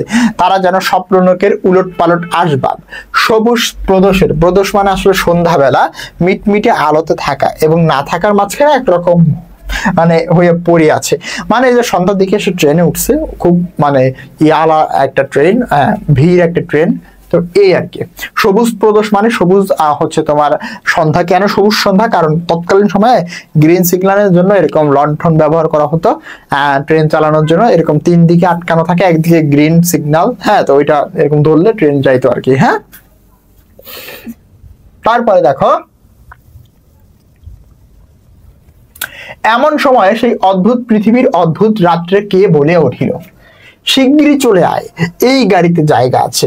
মানে বাহির থেকে একটা মেয়ে এই কথাটা বললো, শিগগিরই চলে আয়, এই গাড়িতে জায়গা আছে। এই গাড়ি মানে ছিল এখানে ট্রেনের বগি বোঝাচ্ছে। হ্যাঁ, তারপরে দেখো মনে হইলো যেন গান শুনি না, মানে সাউন্ড শুনছে আর কি। হ্যাঁ, মানে খুব সুন্দর লাগছে তার কাছে ওই মেয়েটার ভয়েস। সেইটা বাঙালি মেয়েদের গলায় বাংলা কথা যে কি মধুর, তা এমনি করিয়া অসময়ে অজাগায় আচমকা শুনিলে সম্পূর্ণ বুঝিতে পারা যায়। তার মানে এই মেয়েটার গলার সাউন্ড, বাঙালি মেয়েটার যে মুখে বাংলা ভাষা যে এত মধুর হতে পারে সেটা উপলব্ধি করলো আর কি। কিন্তু এই গলাটিকে কেবলমাত্র মেয়ের গলা হিসেবেই একটা শ্রেণীভুক্ত করিয়া দেওয়া চলে না। এই কেবল একটি মানুষের গলা শুনিলেই মন বলিয়া ওঠে, এমন তো আর কোনোদিন শুনি নাই। এইখান থেকে একটু ভাই কঠিন আছে, একটু বুঝো সবাই।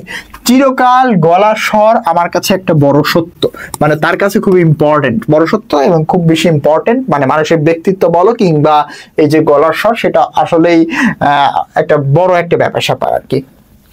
রূপ জিনিসটা বড় কম নয়, মানে চেহারাটা অবশ্যই ইম্পর্টেন্ট, কিন্তু মানুষের মধ্যে যাহা অন্তরতম, মানে একদম মানে নিজের ভেতরের এবং অনির্বচনীয়, মানে যেটা হচ্ছে একদম আলাদা করা যায় কোন একটি ব্যক্তিকে, বা দেখা যাচ্ছে কোন একটি ব্যক্তির বিশেষ বৈশিষ্ট্য হিসেবে প্রতীয়মান হচ্ছে বা অন্য থেকে আলাদা করতেছে, এটা হচ্ছে অনির্বচনীয়। তো এরপরে আমার মনে হয় সেইটাই হচ্ছে কণ্ঠস্বর, মানে কণ্ঠস্বর যেন তারই চেহারা।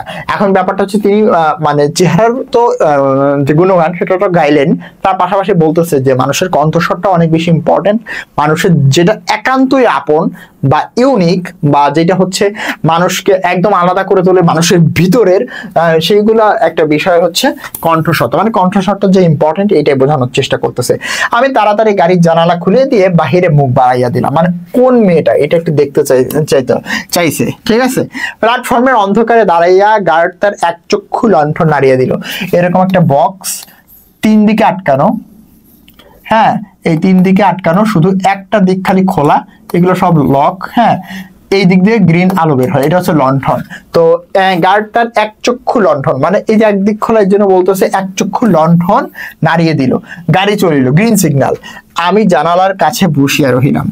আমার চোখের সামনে কোনো মূর্তি ছিল না, মানে মেয়েটাকে তো সে দেখে নাই, কিন্তু হৃদয়ের মধ্যে আমি একটা হৃদয়ের রূপ দেখিতে লাগিলাম। বাবা গলার সাউন্ড শুনে সে নিয়ে একটা কল্পনা করে রাখছে যে তার হৃদয়ের রূপটা কেমন হতে পারে, মেয়েটা কেমন হতে পারে। হ্যাঁ, সে যেন এই তারাময়ী রাত্রির মতো, দেখো কি ব্যাখ্যা, তারাময়ী রাত্রির মতো। হ্যাঁ, তারাময়ী রাত্রি কিন্তু আবৃত করিয়া ধরে, কিন্তু তাহাকে ধরিতে পারা যায় না। দেখো চারিদিকেই কিন্তু তারা থাকবে রাতে, তো সেই তারাগুলো আমাদেরকে আবৃত করিয়া ধরে, কিন্তু তাহাকে আমরা ধরতে পারি না কেউ, তাই না? ঠিক একই জানো মেয়েটা আমাদেরকে ওই সুর দিয়ে, বা মেয়েটা বিশেষ করে অনুপমকে ওই সুর দিয়ে একদম আঁকড়ে ধরেছে, এবং পাশাপাশি মেয়েটাকে কিন্তু সে দেখতেই পাচ্ছে না, ধরতে পারছে না, ছুতে পারছে না, এই আর কি। এরপরে বলতেছে ওগো সুর, অচেনা কণ্ঠের সুর, এক নিমেষে তুমি আমার যে চিরপরিচয়ের আসনটির উপরে আসিয়া বসিয়াছ। চিরপরিচয়ের আসনটি কোনটা? চিরপরিচয়ের আসনটা হচ্ছে তার হৃদয়ের এমন একটা ভাব যে ঠিক যেন খুবই কাছের একজন তুমি, এরকম আর কি। একটা চিরপরিচয়ের আসনটার উপরে আসিয়া বসিয়াছ, বোঝা গেছে? চিরপরিচয়ের আসন মানে তার হৃদয়ের উপরে এসে বসেছে আর কি। কি আশ্চর্য পরিপূর্ণ তুমি, চঞ্চল কালের ক্ষুদ্র হৃদয়ের উপরে ফুলটির মতো ফুটিয়াছ।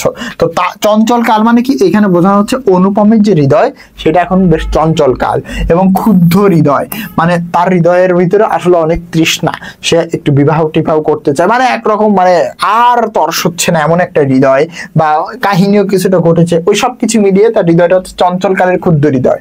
তাহলে তার উপরে ফুলটির মতো ফুটিয়াছ, মানে ওই যে গলার স্বর, এই গলার স্বরটা কেমন যে পুরো এক মুহূর্তের ভিতরে তার হৃদয় মানে আলোড়ন তুলেছে, এবং তার হৃদয়ের উপরে ফুলের মতো ফুটেছে, অথচ তার ঢেউ লাগিয়া একটি পাপড়িও তলে নাই।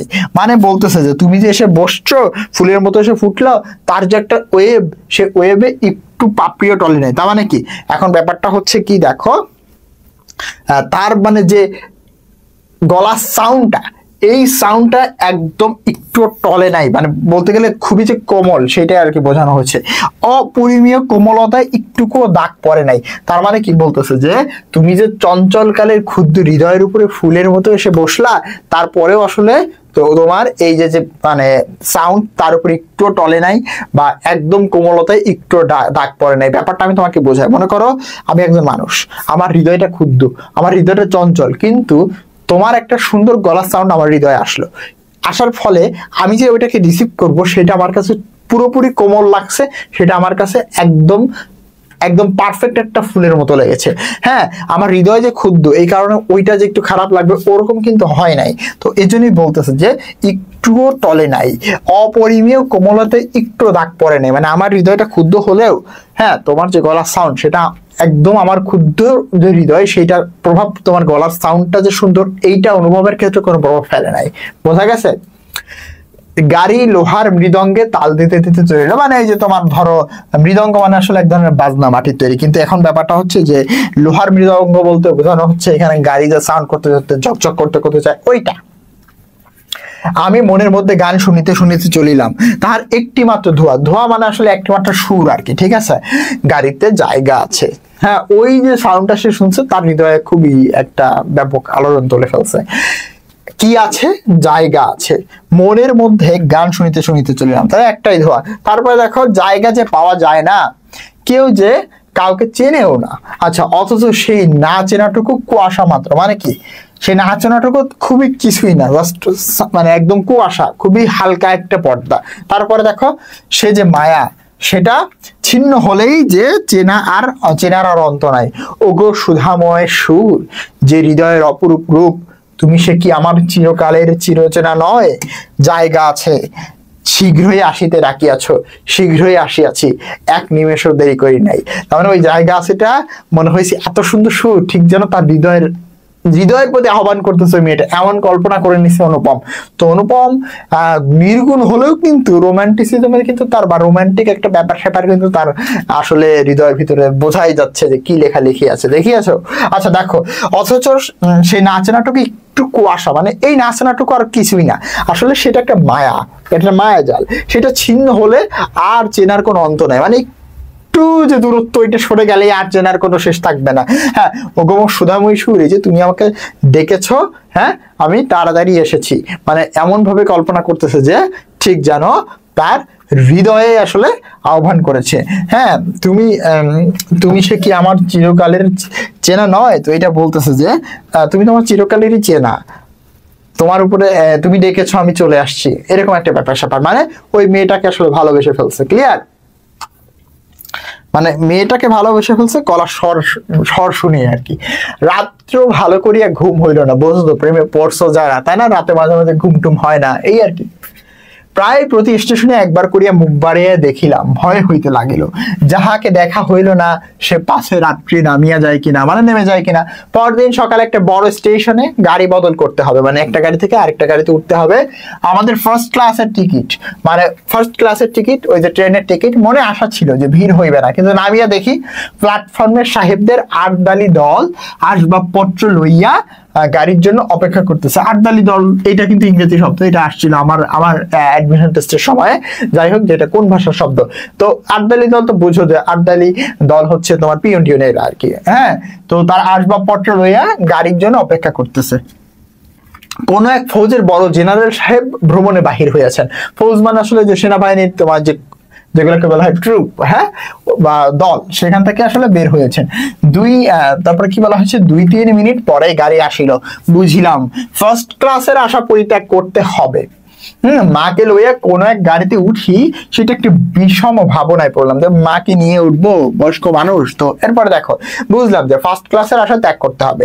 আচ্ছা, সব গাড়িতেই ভিড়, দাঁড়ে দাঁড়ে উঁকি মারিয়ে বেড়াতে লাগলাম। এমন একটা সময় সেকেন্ড ক্লাসের একটা গাড়ি হইতে, হ্যাঁ, একটা মেয়ে আমাদেরকে লক্ষ্য করে বলল, আপনারা আমাদের গাড়িতে আসুন না, এইখানে জায়গা আছে।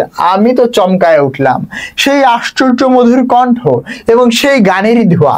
জায়গা আছে, ক্ষণমাত্র বিলম্ব না করিয়া মাকে লইয়া গাড়িতে উঠিয়া পড়িলাম। ওই মেয়েটাই কিন্তু তাকে রাখছে। কি মনে করো যে কোইন্সিডেন্স, হ্যাঁ? আচ্ছা, জিনিসপত্র তুলিবার প্রায় সময়ই ছিল না।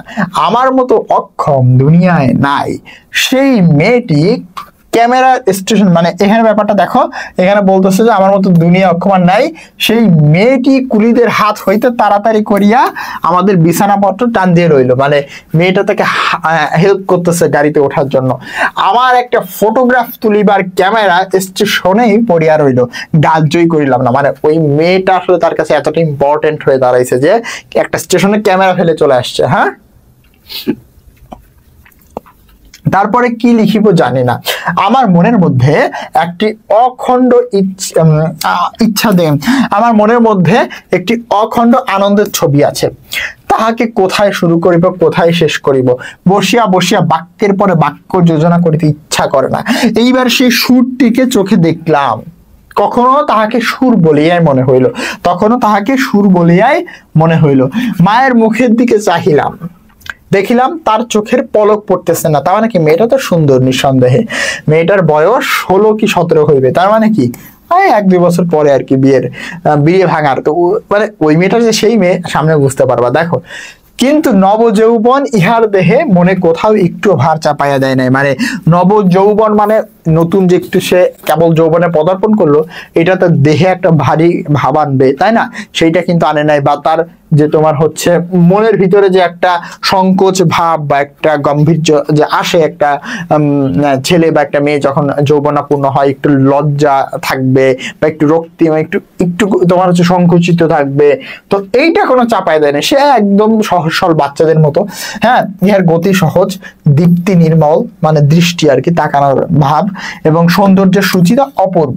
ইহার কোনো জায়গায় কোনো জরিমা নাই। মানে কি, সে একদম ফ্লেক্সিবল এবং খুবই হচ্ছে তোমার একটা বাচ্চাদের মতো প্রাণ উচ্ছল একটা মেয়ে। আমি দেখিতেছি, বিস্তারিত করিয়া কিছু বলা আমার পক্ষে অসম্ভব। এমনকি সে যে কি রঙের কাপড় পরিয়াছিল সেটাও আমি ঠিক করিয়া বলিতে পারিব না। এটা খুব সত্য যে তার বেশভূষায় এমন কিছুই ছিল না যেটা তাহাকে ছাড়াইয়া বিশেষ করিয়া চোখে পড়িতে পারে। হ্যাঁ, সে নিজের চারিদিকের সকলের চেয়ে অধিক রজনীগন্ধার শুভ্র মঞ্জরির মতো সরল বৃন্তটির উপরে দাঁড়াইয়াছিল। মানে তার চারিদিকের ধরো যত যা কিছু ছিল না কেন, তার ভিতরে যে সবচেয়ে শুভ্র রজনীগন্ধার শুভ্র মঞ্জরির মতো সরল বৃন্দটির উপরে দাঁড়ায় আছে। মানে এখন ব্যাপারটা হচ্ছে যে তোমার ফুলের সাথে তাকে তুলনা করা হচ্ছে যে একদম সহজ দীপ্তি সরল, হ্যাঁ, একটা মেয়ে যে কিনা হচ্ছে রজনীগন্ধার শুভ্র মঞ্জরি, মঞ্জরি মানে একদম তোমার মুকুল আর কি, হ্যাঁ, মুকুলের মতো ওই সরল বৃন্ত মানে বোটার উপরে দাঁড়ায় আছে। হ্যাঁ, যে গাছে ফুটেছে সেই গাছকে একেবারে অতিক্রম করে উঠিয়াছে। তো বুঝতেই পারতেছো যে তার সৌন্দর্য নিয়ে এখানে বর্ণনা করা হচ্ছে। তার পরবর্তী অংশে আমরা একটু যদি দেখি কি আছে, তার পরবর্তী অংশে আমরা কি পাবো একটু খেয়াল করি। দেখো, সঙ্গে 2-3টি ছোট্ট ছোট্ট মেয়ে তার সাথে ছিল। হ্যাঁ, তাহাদিগকে লইয়া তাহার হাসি কথার অন্ত ছিল না, মানে শেষ ছিল না। অনেক হাসি ঠাট্টা করতেছিল এবং সে যে নবযৌবনের ভার তার হৃদয়ে ছিল না, সে খুব ফ্লেক্সিবল একটা মেয়ে। তারপরে দেখো, আমি হাতে একখানা বই লইয়া সেই দিকে কান পাতিয়ে রেখেছিলাম যে কি গল্প করতেছে তারা। যতটুকু কানে আসতেছিল সে সমস্তই হচ্ছে ছেলে মানুষের সঙ্গে ছেলে মানুষের কথা। তাহার বিশেষত্ব এই যে তার মধ্যে বয়সের তফাৎ খুব বেশি একটা ছিল না। হ্যাঁ, মানে ওই মেয়ে ছেলেগুলোর মধ্যে ছোটদের সঙ্গে সে অনায়াসে আনন্দে ছোট হয়ে গিয়েছিল। সঙ্গে কতগুলা ছবিওয়ালা ছেলেদের গল্পের বই মানে বাচ্চাদের গল্পের বই, হ্যাঁ, তাহারই কোনো একটা বিশেষ গল্প শোনাইবার জন্য মেয়েরা তাকে ধরিয়া পড়িল। তারপরে দেখো এই গল্প নিশ্চয়ই তারা 20-25 বার শুনেছে, মানে তিনি কল্পনা করতেছে ওই বাচ্চাদের কাছে হয়তো ওই মেয়ের কণ্ঠটা ওরকম সুন্দর লাগে। তো মেয়েদের কেন যে এত আগ্রহ তা বুঝলাম, সেই সুধা কণ্ঠের সোনার কাঠিতে সকল কথাই যে শোনা হইয়া ওঠে। তার মানে মেয়েটার কণ্ঠ কিন্তু মানে অনেক সুন্দর, এর জন্য বলতেছে যে সেই সুধা কণ্ঠের সোনার কাঠি সকল কথাই শোনা হইয়া ওঠে। মেয়েটির সমস্ত শরীর মন যে একেবারে প্রাণে ভরা, মানে পুরোপুরি তার হৃদয় তার মন শরীর সবই হচ্ছে প্রাণে ভরা, মানে অনেক ডাইনামিক একটা মেয়ে আর কি। তারপরে দেখো সমস্ত চলায় বলায় স্পর্শে প্রাণ ঠিকরিয়া ওঠে। প্রাণ ঠিকরিয়া ওঠে মানে প্রাণের ভিতরে একটা উচ্ছলতা, একটা প্রাণের ভিতরে আলোড়ন জেগে ওঠে। হ্যাঁ, তাই মেয়েরা যখন তার মুখে গল্প শোনে, ঠিক গল্প যেন নয় তাকেই শোনে। হ্যাঁ, তাহাদের হৃদয়ের উপরে প্রাণের ঝর্ণা ঝরিয়া পড়ে, মানে ওই যে ঝর্ণার মতো কথাগুলো তাদের হৃদয়ের উপরে ঝরিয়ে পড়ে। কাদের উপরে? ওই যে বাচ্চা কাচ্চা যেগুলো ছিল আশেপাশে, তার সেই উদ্ভাসিত প্রাণ আমার সেদিনকার সমস্ত সূর্য কিরণকে সজীব করিয়া তুলিল। মানে তার যে ওইরকম প্রাণ শক্তি, সে যে দেখলো মেয়েটা এত ডাইনামিক, তো সেইটা তার দিনের মানে তার দিনটাকে আসলে সজীব করে তুললো। সমস্ত সূর্য কিরণ বলতে তার যে দিন, ওইটাকে বোঝানো হচ্ছে। আমার মনে হইল আমাকে যে প্রকৃতি তাহার আকাশ দিয়ে বেষ্টন করেছে, সে ওই তরুণীরই অক্লান্ত অম্লান ও প্রাণের বিশ্বব্যাপী বিস্তার। একটু ভালো করে খেয়াল করো, লাইনটা একটু কঠিন। দেখো আমার মনে হইলো, মনে করো এখানে যে অনুপমের যে হচ্ছে আশেপাশে যত প্রকৃতি আছে, সেই প্রকৃতির যে সৌন্দর্য তার কাছে মনে হচ্ছে সেইটা যেন এই তরুণীর অক্লান্ত অম্লান প্রাণের বিশ্বব্যাপী বিস্তার। মানে এই যে তরুণীর যে অক্লান্ত বা অম্লান যে প্রাণ, হ্যাঁ, এই প্রাণ শক্তি, তার যে সৌন্দর্য, এই পুরো প্রকৃতিটা যেন তারই বিশ্বব্যাপী বিস্তার, তারই বর্ডার সেন্স, তারই আরো বিস্তৃত এলাকা। তার মানে প্রকৃতির যে সৌন্দর্য সেগুলো যেন এই যে মেয়েটা আছে সেই মেয়েটারই আরো বড় অংশে চিন্তা করা, বা আরো বড় হিসেবে চিন্তা করা, বা আরো বড় বর্ডারে চিন্তা করা, যে সমস্ত সৌন্দর্যগুলো যেন ওই মেয়েটির মতোই সুন্দর, এরকম আর কি। হ্যাঁ, পরের স্টেশনে পৌঁছিতেই খাবারওয়ালা ডাকিয়া সে কিছুটা চানামুট কিনিয়া লইল, হয়তো ওই যে তোমাদের ঝালমুড়ি টাইপের এক ধরনের খাবার আর কি। হ্যাঁ, মেয়েদের সঙ্গে মিলিয়া নিতান্ত ছেলে মানুষদের মতো করিয়া কলহাস্য করিতে করিতে অসংকোচে খাইতে লাগিল। একদম অসংকোচে, উইদাউট এনি হেজিটেশন সে খাইতে লাগিল। মানে সে একদম বাচ্চাদের মতো, তার তো আর ওইরকম মানে বড়দের মতো ওরকম ভারী গম্ভীর্যতা আসে নাই। হ্যাঁ, আমার প্রকৃতি যে জাল দিয়ে বেড়া, আমি কেন বেশ সহজ হাসি মুখে মেয়েটির কাছে এই চানামুট চাহিদা লইতে পারিলাম না। মানে বলতেছে আমার যে বৈশিষ্ট্য সেটা তো আসলে জাল দিয়ে বেড়া, মানে একটা মানে বর্ডার আছে। কেন মানে তার ইচ্ছা করতেছিল যে ওই মেয়েটার কাছ থেকে তোমার হচ্ছে হাসি মুখে একটু চানামুট চাহিয়া খাবে আর কি। তো হাত বাড়াইয়া দিয়া আমার লোভ শিকার আর করলো না। মা ভালো লাগা মন্দ লাগা এটার মধ্যে দোমনা হইয়াছিলেন, মানে হয়তো ভালো লাগছে বা মন্দ লাগছে এটার মধ্যে আর কি। মানে কেন ভালো লাগছে মন্দ লাগছে, কারণ দেখো এখানে ভালো লাগাটা তার চেহারা, মন্দ লাগাটা ছেলে মানুষটা, তার কাছে খারাপ লাগছে।